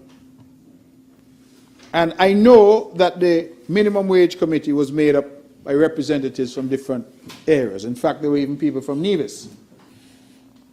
And let me just correct the record, because when I say I met with the Honorable Sam Conda, I met with him as chair of the committee, and his team, they came to Nevis and met with the cabinet in Nevis. They came at our invitation. I was very happy that he could come, because we had, I think, a good discussion. But I've also had the opportunity to speak to people, business people, etc. And I believe that some out there might be concerned about the knock-on effect that an increase in the minimum wage may have on the cost of living. Now, a lot of people, when they say, oh, my money gone up, locally, colloquially, all they see is, I'm going to get more money in my pocket. And very few of us stop to consider, well, how are you going to get more money in your pocket? What is the mechanism to allow you to get more money in your pocket? And there is an argument to be made that if Rams has to pay more to its workers, then Rams is going to recoup that more that it's paying to its workers by increasing the cost of the goods on the shelf. If the lawyer offering legal services is forced to pay more to his or her workers, then they will be tempted to charge a bit more for the service that they provide, because nobody is in business to lose. And we all understand that the cost of labor is a significant cost of any business. Whenever you're going to sit down to work out your business plan, you must work out your cost of labor as part of that business plan. So if that cost goes up, the natural and expected reaction is for you to increase your prices. And that is the irony of minimum wage discussions, because you're raising the minimum wage to help people. But the same people who you're trying to help now find that the milk and the flour at Rams is a little higher, because Rams as a business is saying, well, I have to pass on this cost. And the only way I can pass it on is in higher prices on the shelf. And so sometimes you really need a granular, and you need to drill down in terms of the analysis to determine, are people really made better off when you increase the minimum wage? Or will businesses merely pass it on? Suppose, for example, when I have done my forecast, I say, I'm going to hire 2 people in my storeroom. But then when I see the increase in minimum wage effective in 2 weeks, I say, boy, let me hold back on that for now. Or let me tell the one person in the storeroom, the clerk there, you must now do more, because I can't take on the added responsibility of a second person. Those are some of the considerations. Now I note, and I want to commend the government on that, because I'm a proponent of low taxes. I note that the government and the mover at paragraph 117 of his lengthy soliloquy yesterday, he said that he's happy to announce that effective 1st January, the corporate income tax rate to be charged to corporations registered in St. Kitts and Nevis will be officially set at 25%. it was 33%. I believe during COVID it was lowered. And the Honorable Minister of Finance is now saying it will be officially set at 25%. So here's my hope, Madam Speaker. I am hoping that the businesses out there, certainly those that are incorporated, which tend to be the larger businesses, will see that yes, I'm being asked to pay my lowest paid workers a bit more, but I'm also going to be paying less tax. Because instead of a 33% rate, I have an 8% saving in my tax rate. And so I am losing on the one hand, I'm gaining on the other, and therefore I don't really have to do anything to pass on. Now, whether or not they will think like that, I don't know. But I go further and say that the reduced corporate tax rate only applies to corporations. And we know that there's a significant part of our business community that is not incorporated. These are sole proprietors, small business people. So if I'm not incorporated, I don't benefit from a reduction in corporate tax because I don't pay corporate tax. I pay what I call UBT, unincorporated business tax. And so my question is, what is being offered to those businesses by way of some adjustment to say to the little man who has a little bar or a little restaurant, who employs 3 servers and 2 cooks, that come January morning, he has to pay them more money. But he's not getting any break like TDC and Hosford and Rams because he's not incorporated. I'm not seeing that person, the small business person, being taken into consideration in this. And I feel that that is where the minimum wage increase is going to have a maximum impact. The numbers that were shared with us, trying to find in my phone, I took some notes. The numbers that were shared with us when we had the meeting suggested that, I can't even find things in this phone now. I have a problem, Madam Speaker, of writing and can't understand my own handwriting. Yes, it's a problem. It comes with age. Yes, yeah, you will find out in time. Yes, this is the number I was looking for. That according to the data shared with us by the Minimum Wage Committee, 12% of the workforce in St. and Nevis earns minimum wage. 12%. Quite a few of them are with government, I might add. But 12% earn minimum wage.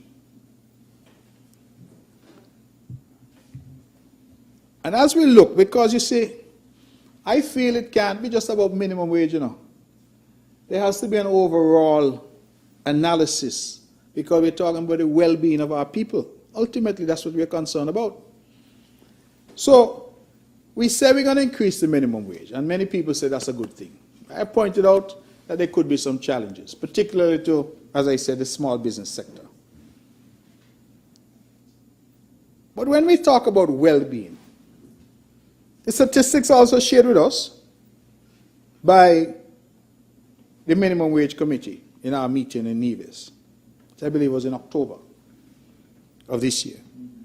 It said 12% of the workforce is on minimum wage. But the federal government is spending $109 million per year as an electricity subsidy that goes to everybody. Social services, $250 million per year. PAP, poverty alleviation, $30 million. STEP, $75 million. Peace, $25 million. They identified some numbers. I'm not sure the numbers are all accurately recorded by me, but nevertheless, we have millions of dollars, let me use broad language, that are being paid out in support of people in the country. I want to say, Madam Speaker, that part of the difficulty that we have is that in this country, we are supporting people who don't need support. That may sound funny. But you must ask yourself, why is the government paying an electricity subsidy for somebody who is a senior executive at one of our major companies, earning $20,000 and $30,000 a month? The government involved in that for?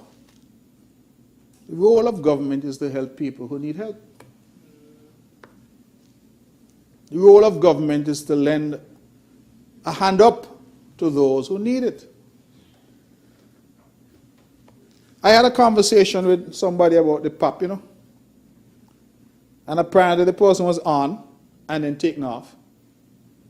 And the person saw me and berated me. You know what they tell me? That used to be my savings every month. I put that in the bank.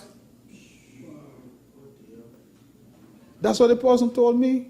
The $500 was a saving every month. That's what they put in the bank.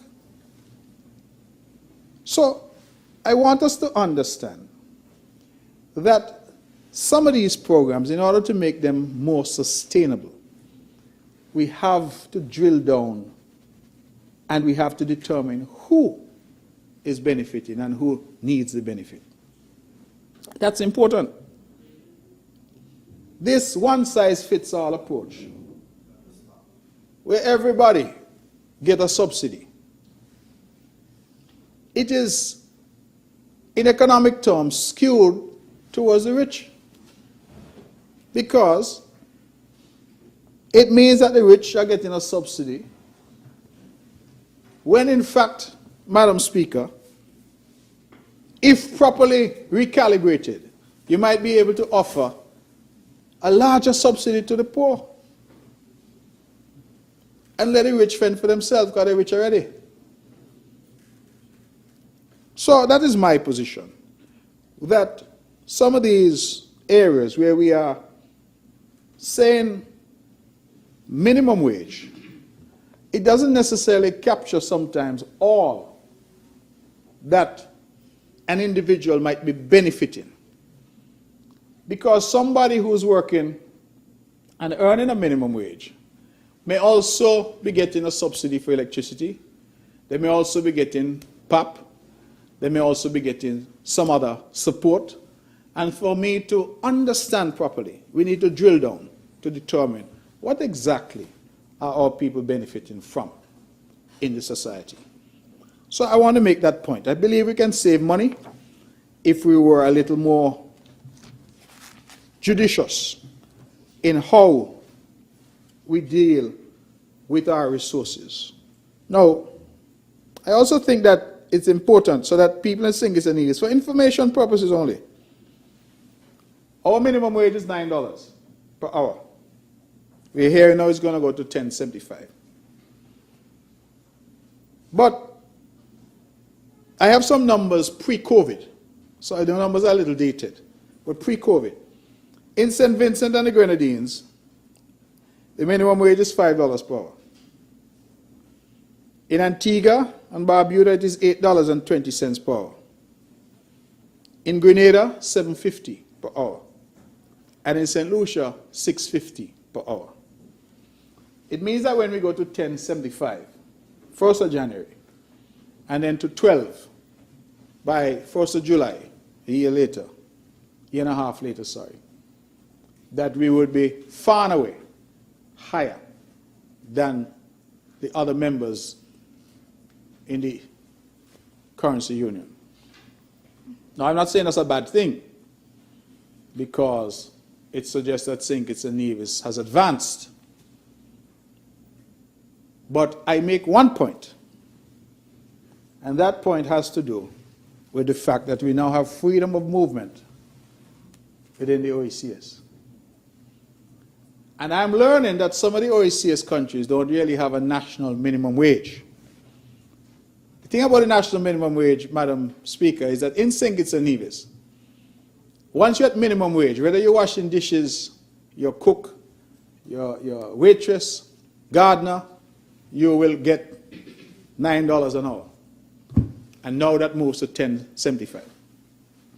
I am advised that in some of the OECS countries, they have minimum wages per sector.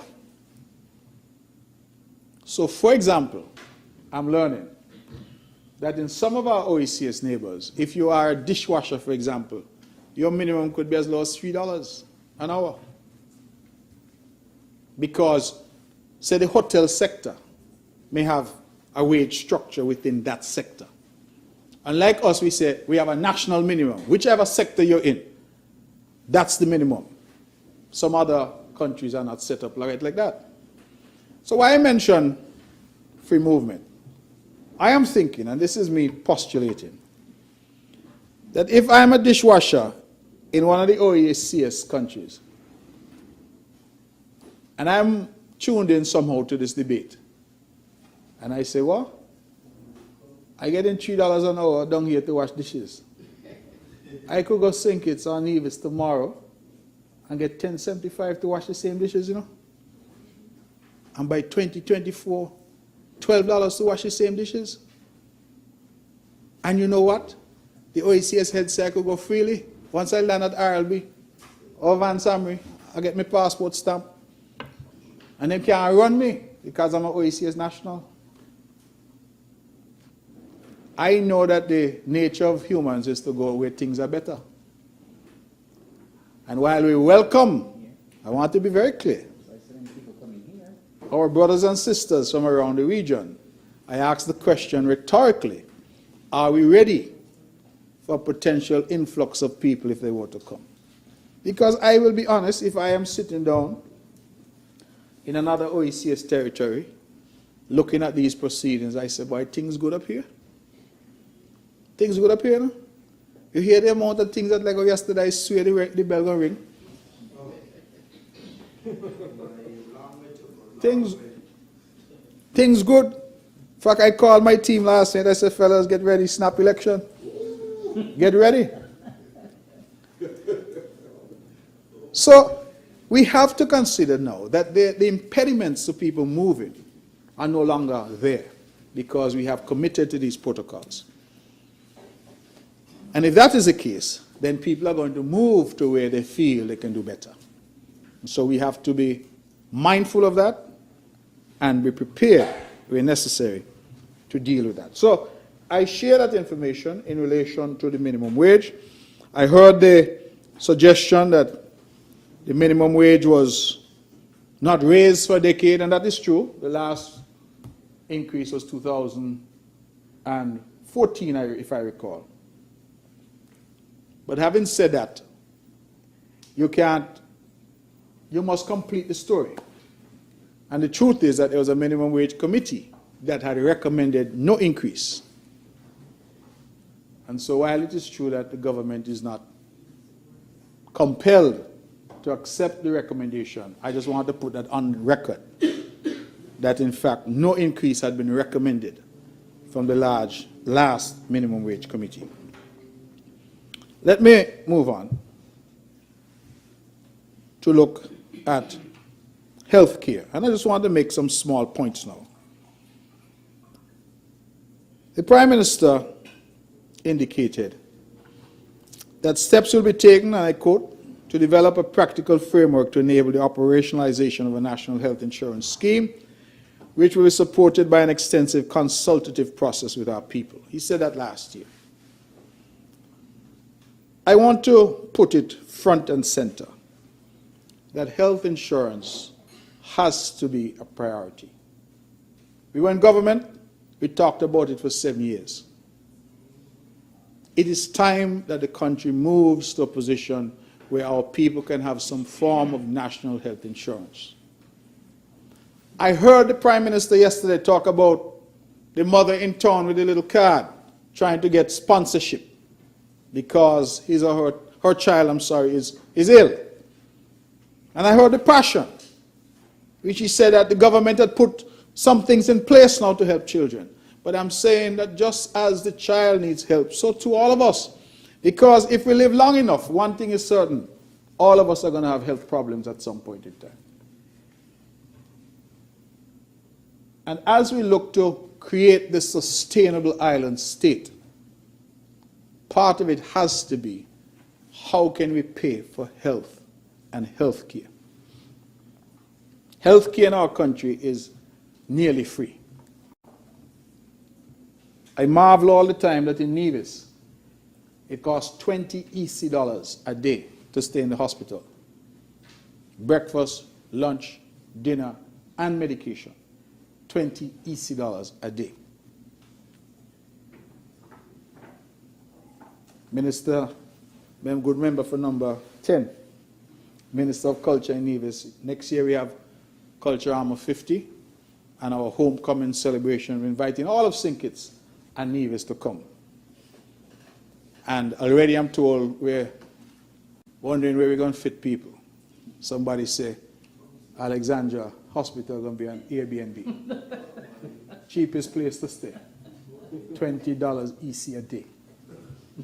3 square meals and medication and nurse and doctor on call. 20 EC dollars a day. So we understand that our healthcare sector, as currently constituted, is not sustainable. And the government cannot be continued to be asked to bear the burden of providing an increasingly specialized health care. The mover spoke passionately about a center of excellence, kidney transplant. Sounds wonderful. If it can happen, I applaud it. But we have to face the reality, Madam Speaker, that we need a mechanism to pay for health care. And that mechanism, I believe, has been proven throughout the world to be some form of insurance. So I won't belabor it. I'll simply say that I want to see the national health insurance back on the agenda in a significant way so that we can move in that direction. I want to move quickly to national security.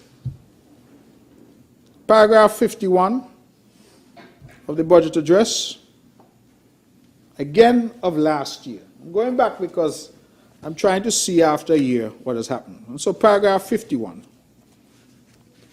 The Honorable Prime Minister and mover said this. I quote, "The Ministry of National Security has set a target, the downward trend in homicide, from the previous 15-year low of 10 to a single digit. A target is also set for improving the major crime detection rate by 15%.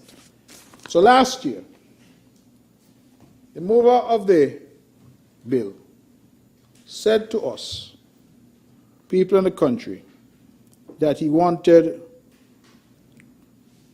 the rate of homicide to go to single digits. It has moved in the opposite direction. In fact, this year, so far, we have 29 homicides that have been recorded. Now, Madam Speaker, I said this is my 17th budget. And so I believe that I'm old enough now, and hopefully wise enough now, to have learned a few things along my journey. And one of the things that I have learned from a young firebrand back in the day to an old gray-haired man today is that there is no benefit in politicizing crime.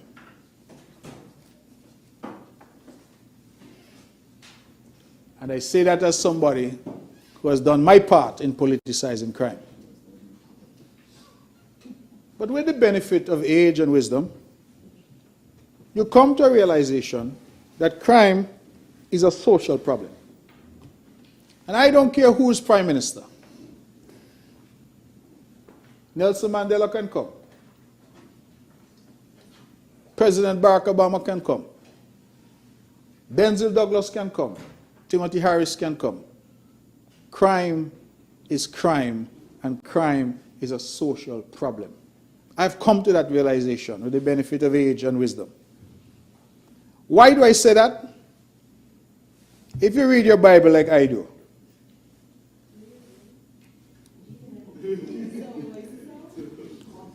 if you read your Bible like I do, you see I said about wisdom. It comes with age, it comes with reading. And the good book is a good book to read.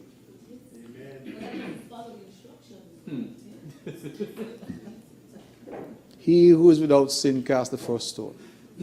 It's always the case. It's always the case that those who speak loudest. But I made the point that in the Garden of Eden, y'all remember that story of the Garden of Eden? What happened? Cain killed Abel. Where it happened? Where it happened? So where it happened? Okay. They were sent out of the garden. So he killed him when he was sent out of the garden? Okay. So I am being chastised that my location might be off. But the location, you see, is irrelevant to the point I'm trying to make. The point I'm trying to make is that the first account that we have in the Bible, a field, but where the field was? Close to the garden.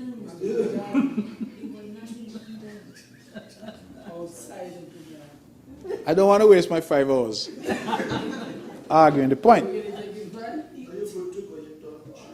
No, you don't too. So I'm making a point, Madam Speaker, that whether it was in the garden, in the field, or where, that Cain killed Abel in the Bible, first account that I'm aware of, where we had a homicide, was a brother killing brother. Well, who was the prime minister? Who was the leader? Man is by his nature man. And man will do things because man is by his nature man. And man by his nature is flawed. I have come to that realization because people say all kinds of things. People say it's because of poverty. A lot of people committing crime ain't poor. They have the means to live, and in many instances the means to live well, but they still commit crime. You ask why a man who already has $100 million still try to steal and commit fraud to get more. Because it's the nature of man. And I believe that rather than engaging in what has for many years characterized our politics, of when one side is in government, the other side blame them for crime, and then we do the same thing, vice versa. It is time for us all to join hands and get together to try and solve the problem. And I say that because just like my position on citizenship by investment, there are some issues that transcend the politics. Crime is no respect of persons. When a man shoots a gun, the bullet don't have no name on it. You may just find yourself in the wrong place at the wrong time. And it therefore behooves all of us to come to an understanding on that issue of crime. Now I see people bandering the statistics around. It's interesting, because I reached out to a colleague and I said, could you send me the statistics on crime since independence? I won't go through all of that. But what I will say, Nevis, for example, my little beloved Nevis, from 1984 until 1992, Nevis didn't have one homicide. Not even one. We had our first homicide in 1993. And back in that period, 84 to 92, St. Kitts most years had 0, and in other years they had 1. Those were the early years of independence. We then started to see 2 and 1, 4 and 0, 3, numbers that were single digit. All the way up to 2003, when we saw 10 for the first time. 10 in St. Kitts, 0 in Nevis. And then thereafter, we saw 11, 2006 we saw 18, and the number went up. In fact, it got so bad in Nevis that in 2013, we had 10 homicides on the island of Nevis and 13 in St. Kitts, 23 overall for the country. And that trend continued. We hit an all-time high in 2016, 2011, Madam Speaker. In 2011, we had an all-time high of homicides, 30 on St. Kitts, 5 on Nevis, for a total of 35 homicides in 2011. The number dropped the following year from 35 down to 16. 2012, it then trended upwards again, 2013 to 23, 2014 to 24, 2015, the first period of a team unity government, we had 28 homicides. 2016, the full first year of a team unity government, we had 31 homicides. 2017, we had 23 homicides. 2018, we had 24 homicides.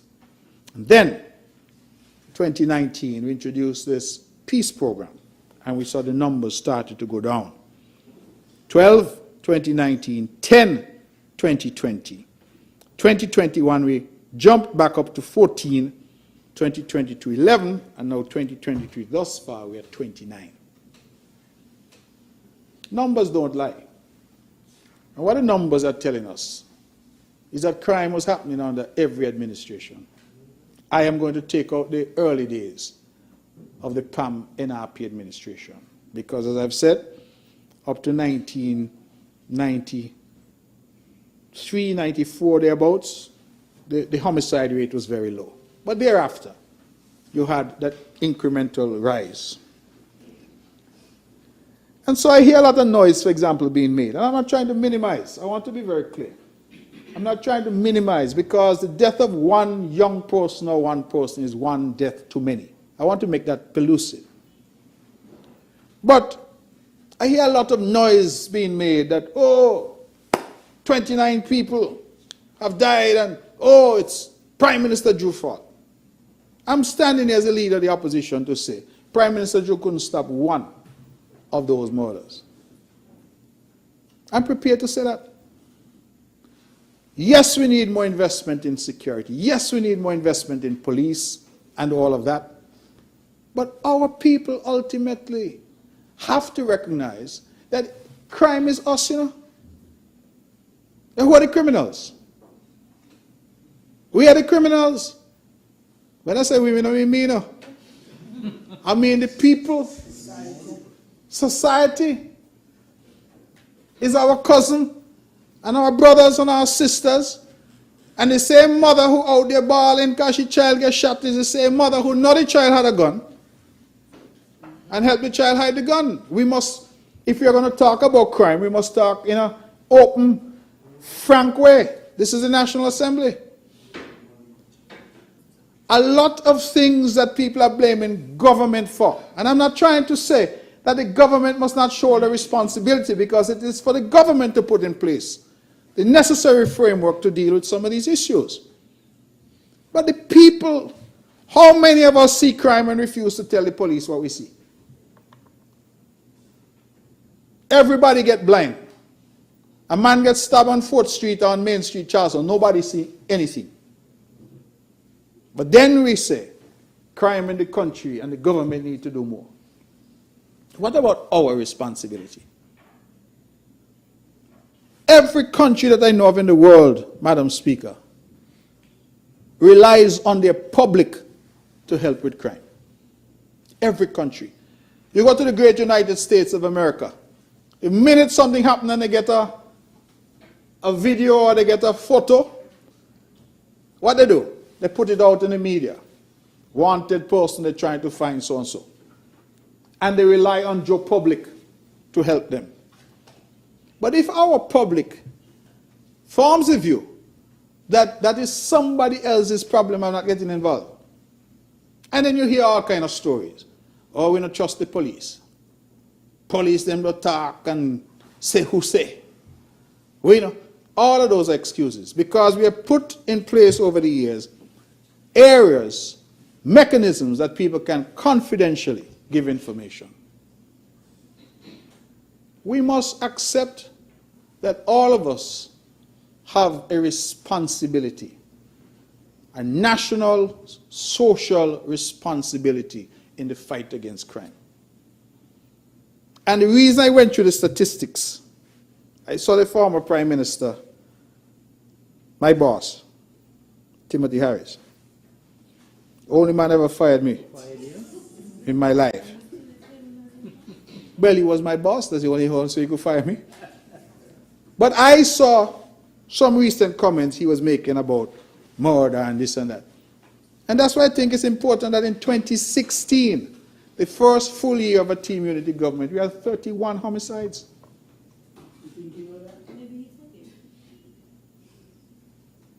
You see, that's why I can't stand up here and say, cuss government because I was in government. And under our government, the first full year is 31 homicides we had. So what are we going to do? Continue the blame game? Or are we going to say, let us get serious and say to the criminals out there that whether you're PAM, Labour, New Labour, PLP, your CCM, we're not happy nothing here. PLP is New Labour. All Labour is Labour. Okay. So whether you're People's Labour Party or think it's Nevis Labour Party, all of us need to get together on some of these issues and stop the foolish finger pointing and blame game, because none of us can really say that we had the solution. So, let me move quickly because I want to do a few things. I want to commend the government on the active efforts to foster and maintain a relationship between the federal government and the Nevis Island administration. Prime Minister Joe, since getting into government, has had an open door policy, and he and I have met and spoken on numerous occasions. I am particularly thankful and want to say that even in the absence of any written agreement, such as the Charleston Accord, all the programs that have been announced to date, social benefit programs, have been extended to the people of Nevis. CBI dividend, double salaries, bonus salaries, reduction in interest on student loans, back to school vouchers, collaboration on energy, even inviting sometimes people from Nevis to go on major overseas assignments such as the recent trip to Saudi Arabia and COP28. I believe that that ought to be commended and encouraged. We are hopefully moving to a direction of really having a national consensus on critical issues. I also want to commend, the Honorable Attorney General isn't here, but I want to commend his efforts that he has been spearheading on the good governance agenda. We have been in here time and time again, integrity in public life, freedom of information, whistleblowers legislation, as the case may be. But I will say to him and to the government that it is one thing to pass the law. It is another thing now to enforce the law. And all around the world, people are passing laws, but those who assess these countries always ask the important question. Well, you have all this legislation, how many people have been charged? How many people have been prosecuted? And that is why I'm going to say here what I continue to say in every forum, that I don't want anybody to get up in this parliament or anywhere else go tell me that anybody thief money. I don't want to hear a thing about anybody being corrupt. I want the evidence put in the proper hands of the proper authorities for the proper action to be taken.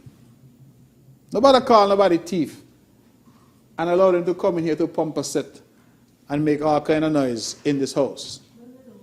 Send the matter to the Director of Public Prosecutions and have some charges brought so that we can say to the region and to the world, you see, this is how we deal with these things. We get to a point now in the country where when you start to say the other side do something, people just tune out, you know. Because the fella down in McKnight knows that if he goes by Rams and take up a bar of chocolate, he gone across 1840. But we hear in this house, 20 million gone poof. And people still are go around, attack, and say all kind of things.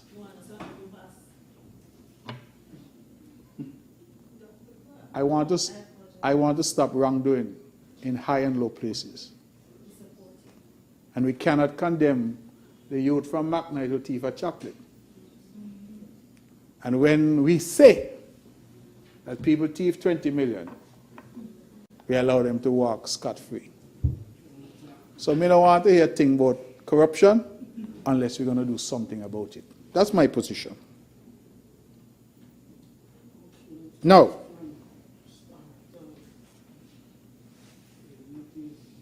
I want to make a small point on tourism, and that is a point I made last year as well. The good member for number 2 is here. It has to do with the aviation taxes. I made the point that that has to be looked at. Around the region, it is being said that this is one of the areas that is pricing us out of the market. And certainly, when we look at prices to come here, St. Kitts and Nevis is still very high. I believe part of that has been due to the monopolistic situation created with American Airlines. I'm very happy to see now JetBlue coming in, and I'm hopeful that other airlines will come to break the back of that monopoly. But having said that, we must also look at the aviation taxes to see how we can bring some relief. Because a family of 4, say, visiting St. Kitts and Nevis is very expensive just in terms of airlift. And many people are opting to go elsewhere, spend less on the flight and spend more on their hotel and enjoying themselves at the destination. So I would want us to look at that.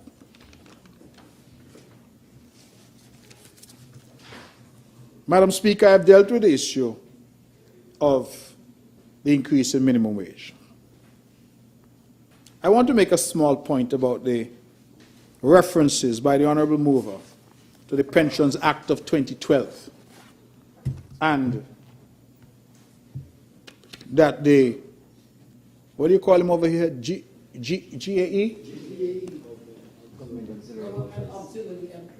GAE, so Government Auxiliary Employees. In Nevis we say non-established, but the same thing. That they will now be pensionable. I would just, however, want to point out, so that, because I got a lot of calls last night, that what we're talking about here is a contributory pension scheme. I want to emphasize that, because people must now understand that they will have to contribute something for this pension scheme to work. I am advised that even established workers currently do not contribute. So nobody is being asked to pay in. They are only being asked to collect a payout. And so the system is going to change. And I think that our people must understand that that change will now require them to invest in themselves and to help create the pension fund and so make it more sustainable. So I just wanted to make that point.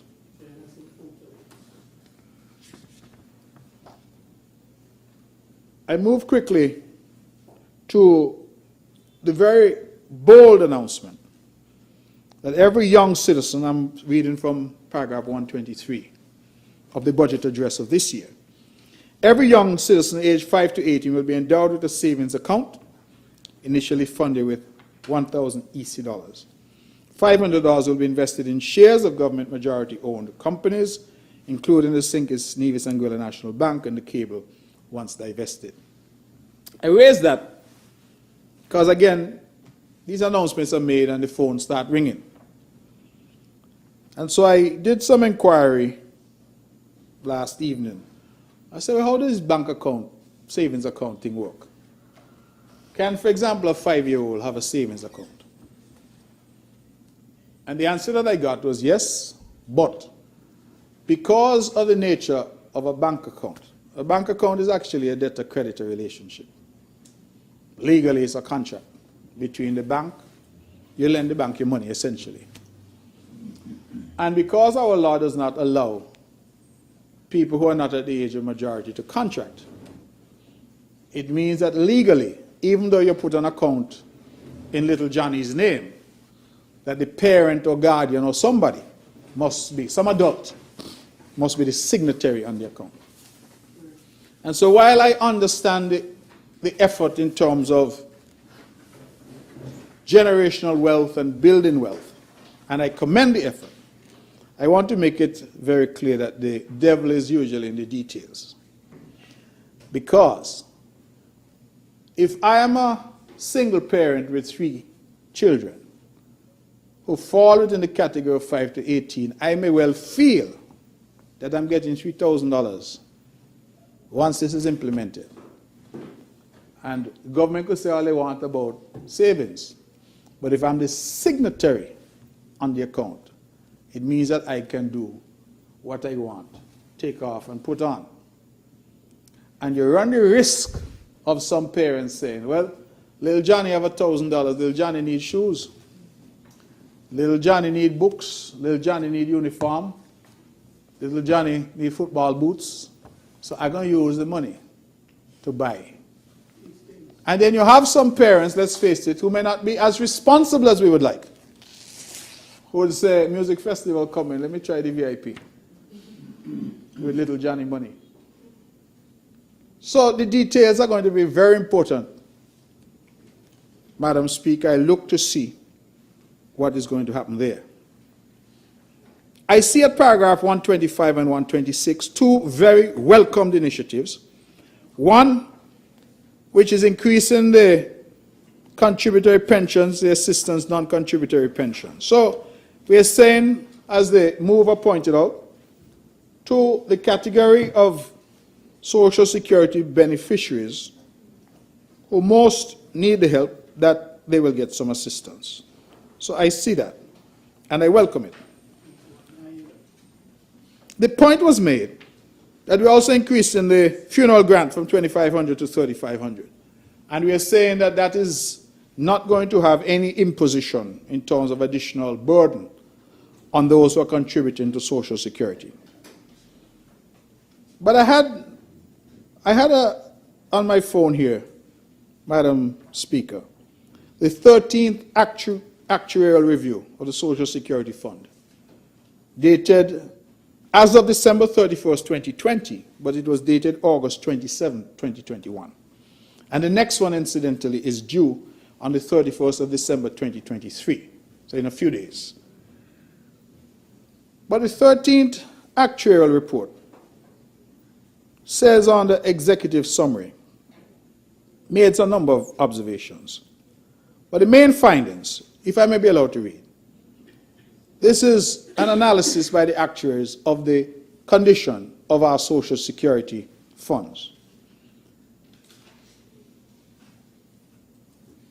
The report's assessment of Social Security policy and design indicators suggests that current contribution and benefit provisions provide a good level of benefit adequacy and income protection to most workers and pensioners. It goes on. Forgive me, let me get to where I need to get to. When reserves are exhausted, there will only be 2 possible sources of additional income to meet benefit payments: higher contributions and special transfers from government. At the current stage of fund finances, higher investment returns will have little material impact on overall reserves. Projections were also made under 2 different sets of assumptions, one optimistic and one pessimistic, following our key results expressed in ranges for the 3 projection sets. Total expenditure will exceed contribution income in all years. Total expenditure will first exceed total income between 2022 and 2027. The fund will be depleted between 2038 and 2043. The pay-as-you-go rate in 2040, around the time the fund is projected to be depleted, will be between 27% and 30%. The average long-term cost of benefits over the next 60 years, often referred to as the general average premium, is between 27% and 37%. It goes on. Other than Anguilla, St. Kitts and Nevis is the only OECS territory that has not yet made major social security reforms intended to improve benefit design given changes in socioeconomic conditions since 1978, and to enhance long-term sustainability at affordable contribution rates. Had reforms been made 10 or more years ago, and the age for full pensions now been 65, and pension deferred until substantially retired, age pension expenditure would have been approximately 11 million less and contributions 2.2 million more in 2020. As shown below, reforms to the age pension similar to those made by others would result in a significant change in future outlook without greatly affecting current and soon-to-be pensioners. And it goes on with some graphs. But let us look at the recommendations from the 13th actuarial report, dated 27th August, 2021. As fund depletion looms, immediate mitigating measures are required. Ideally, the burden felt by those measures should be shared by all, including those who are already in receipt of a pension. Therefore, given that inflation has been negative in recent years, no increases to pensions in payment are recommended at this time. To ensure that measures aimed at extending the life of the fund are well thought through, the board should immediately prepare a funding policy and a benefits policy.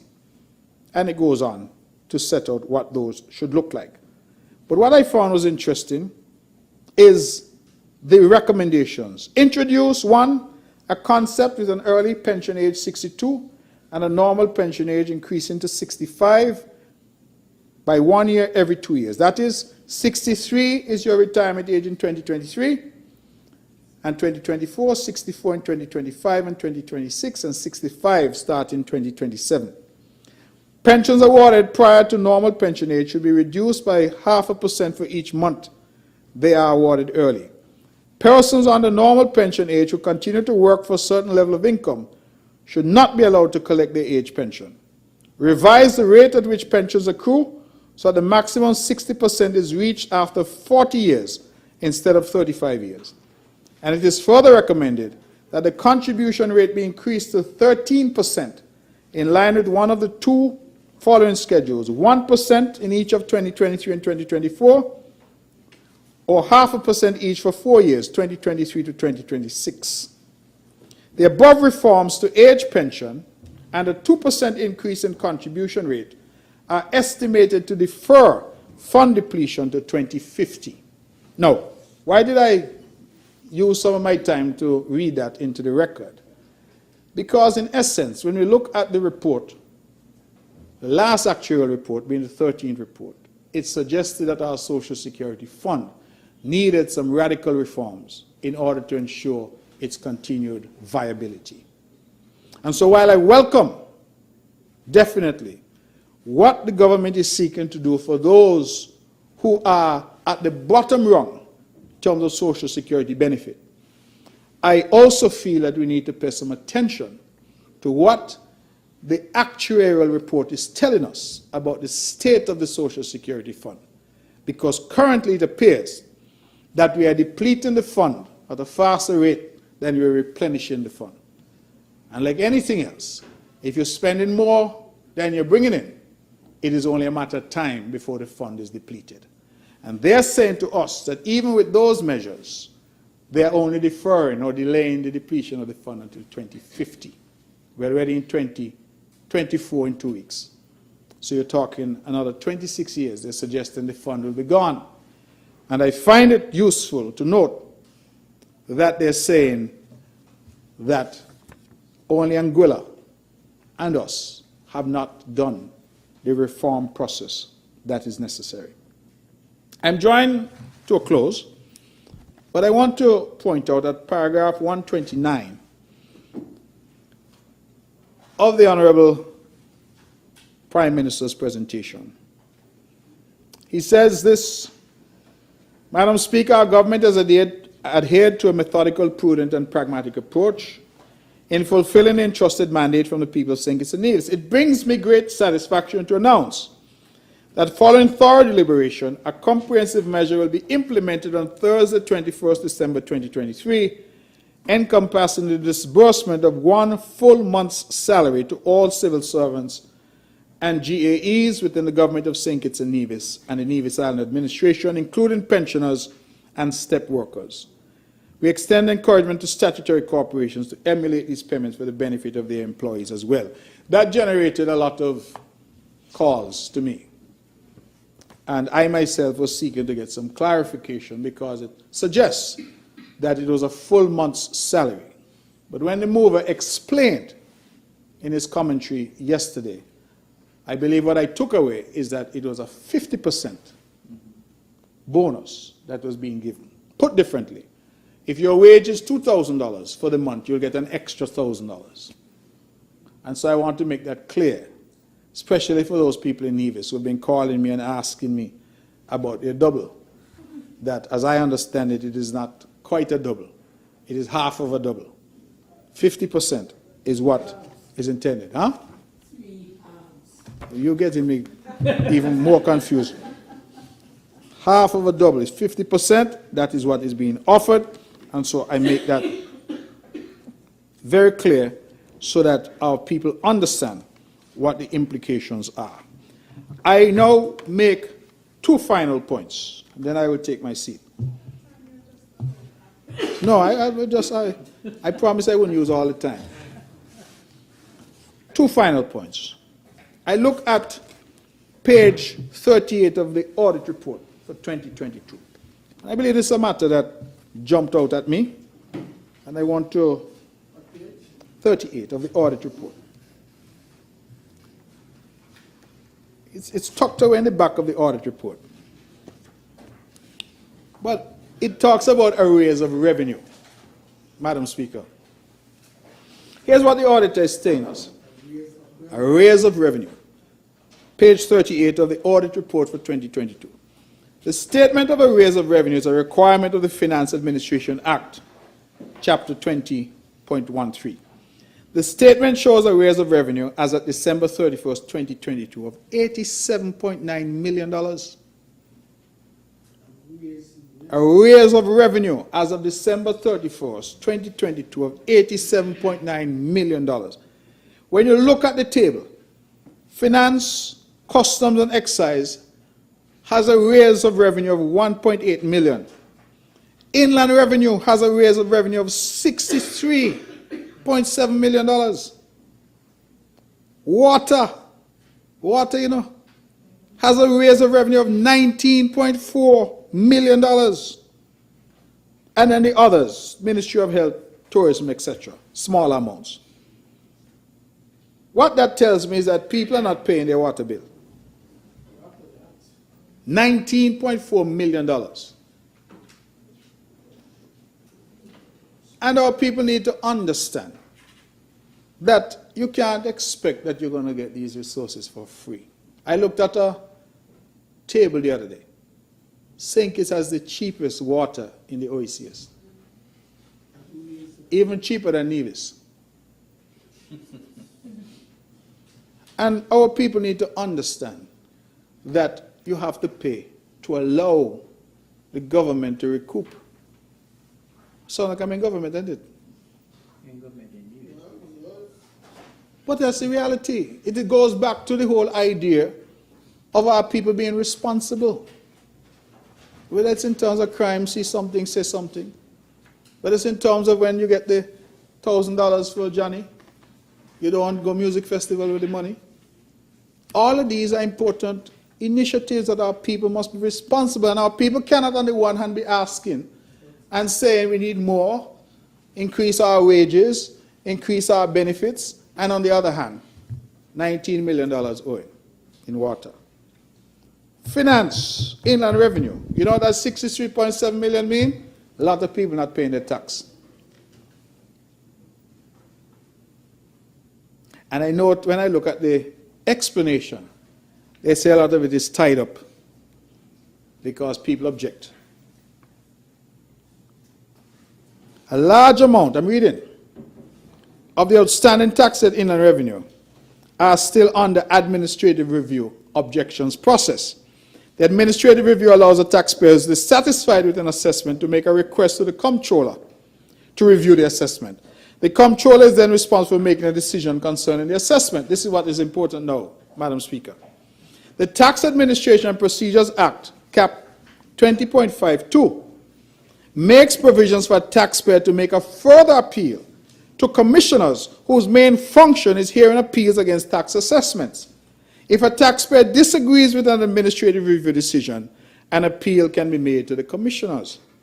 Significant outstanding amounts continue to be tied up in the administrative review stages.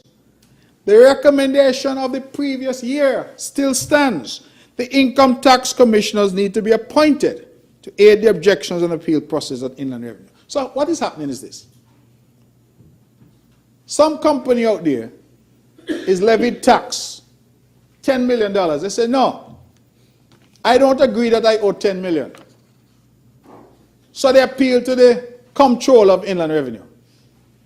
The comptroller says to them, I have come to the decision that you owe the $10 million.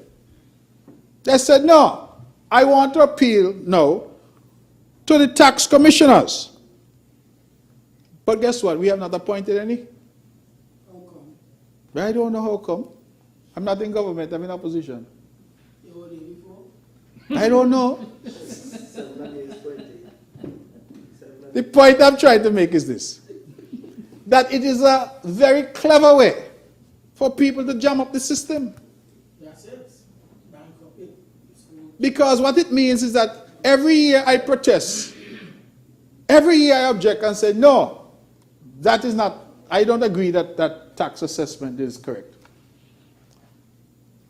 And when the people at Inland Revenue said to you, yes, that is the amount, I appeal to the comptroller. And when the comptroller says, yes, that is the amount, I say, well, under the Tax Administration Procedures Act, I want to make a further appeal to the commissioners, because I know the government has not appointed any commissioners.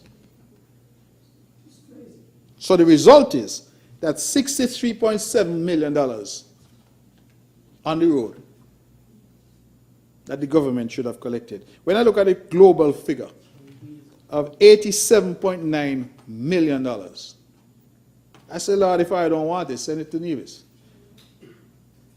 $87.9 million of revenue that the federal government has on the road down here. You could do a lot with that. I make one final point, and that has to do with the cost of living. Madam Speaker, there is not a lot that we can do locally about some aspects of the cost of living. Post-COVID, we have had supply chain issues across the world. We have had a tremendous increase in the cost of transportation. In Nevis, for example, we thought that we had a great plan, and we removed all taxes, customs, service charge, everything at the port. So we're not going to charge anything on food. The main supermarkets met with me. They said, great of you, Premier, but that's not going to make any difference. Because every week they claim, when they order food from Miami, the price on certain items keeps going up. And the shipping costs has gone up. And I know the government has been trying to grapple, but I feel that our people must understand that unless we start to grow more and feed ourselves, we're going to continue to have some of these problems of the pricing externally impacting what we pay internally. But there is a matter that I'm going to raise, and I'm sorry the Attorney General is not here, because I would really ask him to look at it. It is whether or not in some of our mechanisms of calculation, we are not exacerbating the burden on our people. And I want to speak specifically to customs. Now, I want, Madam Speaker, for us to understand in this House that if you bought an item for $1,000 overseas, and that item cost you $200 to get it here at the port, they are going to charge you on something they call CIF. What do you mean? Cost, insurance, and freight. See, I have a good man here with the other things. Cost, insurance, and freight. So you buy the item for 1,000, but when you add your insurance and freight, 1,200. And so the item arrives at the port, $1,200. When you get to the port, here's what happened. They work out the customs on the item. Let us say the customs charge for that category of item is 20%. They work that out. They work out the customs service charge, which is 6%. So, remember I said the item costs 1,000, you pay 200 to bring it, so you have a $1,200 value. CIF, cost, insurance, and freight. They work out 20% of that, hypothetically, because it falls into that category. That's the customs charge. They work out 6% of that. That's the customs service charge. And here they do now. They add back all of that to the CIF and then work out the VAT of 17%. You know what that means? We're paying tax on tax. You get the point I'm making, Madam Speaker? We're paying tax on tax. The way the methodology of calculation is not a straight line method across the board. They don't say 1,200 for the item, CIF, 20% duty, 6% customs, 17% VAT. They don't do it so. The markup is Not no markup. We're paying tax on tax. The way the matter is addressed now, they work out the 20% of the CIF. That's the customs duty. So 20% of 1,200. Don't know how much that is. How much that is? You add it back. They work out the 6% of the 1,200. They're then going to add that back. Then of the total of CIF, customs, and customs service charge, they then work out the 17%. So the customer is being asked to pay tax on tax. You're paying 17% tax on the customs charge, and you're paying 17% tax on your customs duty. So you're paying 17% on your 6%, you're paying 17% on the 20%, using the hypothetical example that I've used. Now you could help people a lot simply by streamlining the tax across the board. And say, listen, if the item costs 1,200, 20% is your customs, 6% is your customs service charge, 17% is your VAT across the line. And this add back business that is happening, because instead of 1,200 now, 17% of 1,200, you end up paying 17% of 1,200 plus the 20% plus the 6%. So a lot of times when I speak to small business owners who are forced, because some of them, whether you're selling here, you're selling nails, you're selling whatever, you're bringing in your items, their big complaint is customs. A lot of them say, Lord, customs killing us. And for many of them, they're having a difficulty understanding why it is that we are using that mechanism of calculation where our VAT is being charged on tax as opposed to being charged on the cost of the item. And so I raise it. I know I'm on good ground because I spoke to a senior customs officer before I came, because I feel if we want to give an ease to people, and this is one way, by simply changing the formulation. I'm not asking to change the rate. Just changing the way it is formulated, we can give an ease to our people. Madam Speaker, I have spoken for longer than I anticipated. I would wish that I be given some credit for not speaking as long as I was given. And to say that I have sought to raise some matters in this budget. Response of regional, international significance, but all of which ultimately impact the lives and livelihoods of the people here in St. Kitts and Nevis. I am to hope that this budget has the effect that it is intended to have on the lives of our people. And ultimately, it's to make our people's lives better. I am to hope that as the various ministers report, that we will get some of the details that the mover would have spoken to in a general sense when he presented yesterday. And I'm to hope that this budget really has the consequences for us that we anticipate.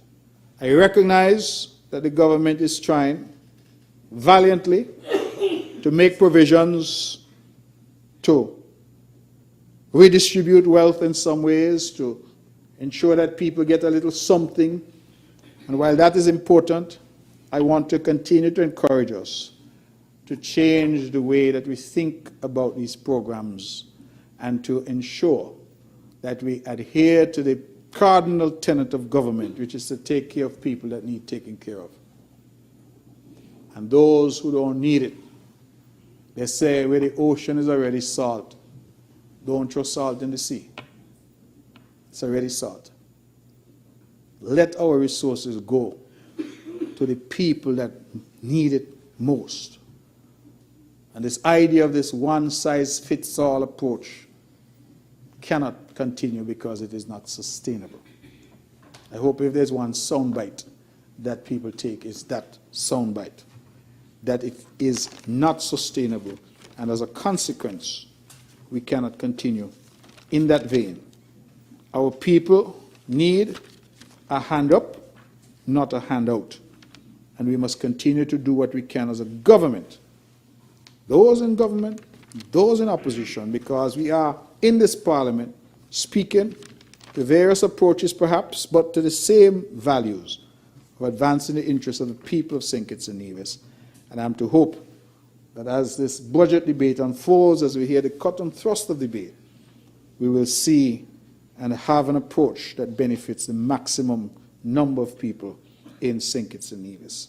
There are questions to be answered, particularly about this $5,000 to $18,000. Somebody called me and they say, we have a lot of non-nationals living here. Will it extend to their children, for example? Will it extend to them? These are all questions that I think we must look at in terms of the details that are to come. And so I encourage that detail because the devil, as I say, is usually in the detail. How do we work these things through to ensure that what we're doing in St. Kitts and Nevis is reaching the people that need it and the people that we intend to reach? With those words, Madam Speaker, I want to thank you for the time, thank you for the attention, and appreciate very much having the opportunity for the 17th time to address this Honourable House in a budget debate. May it please you.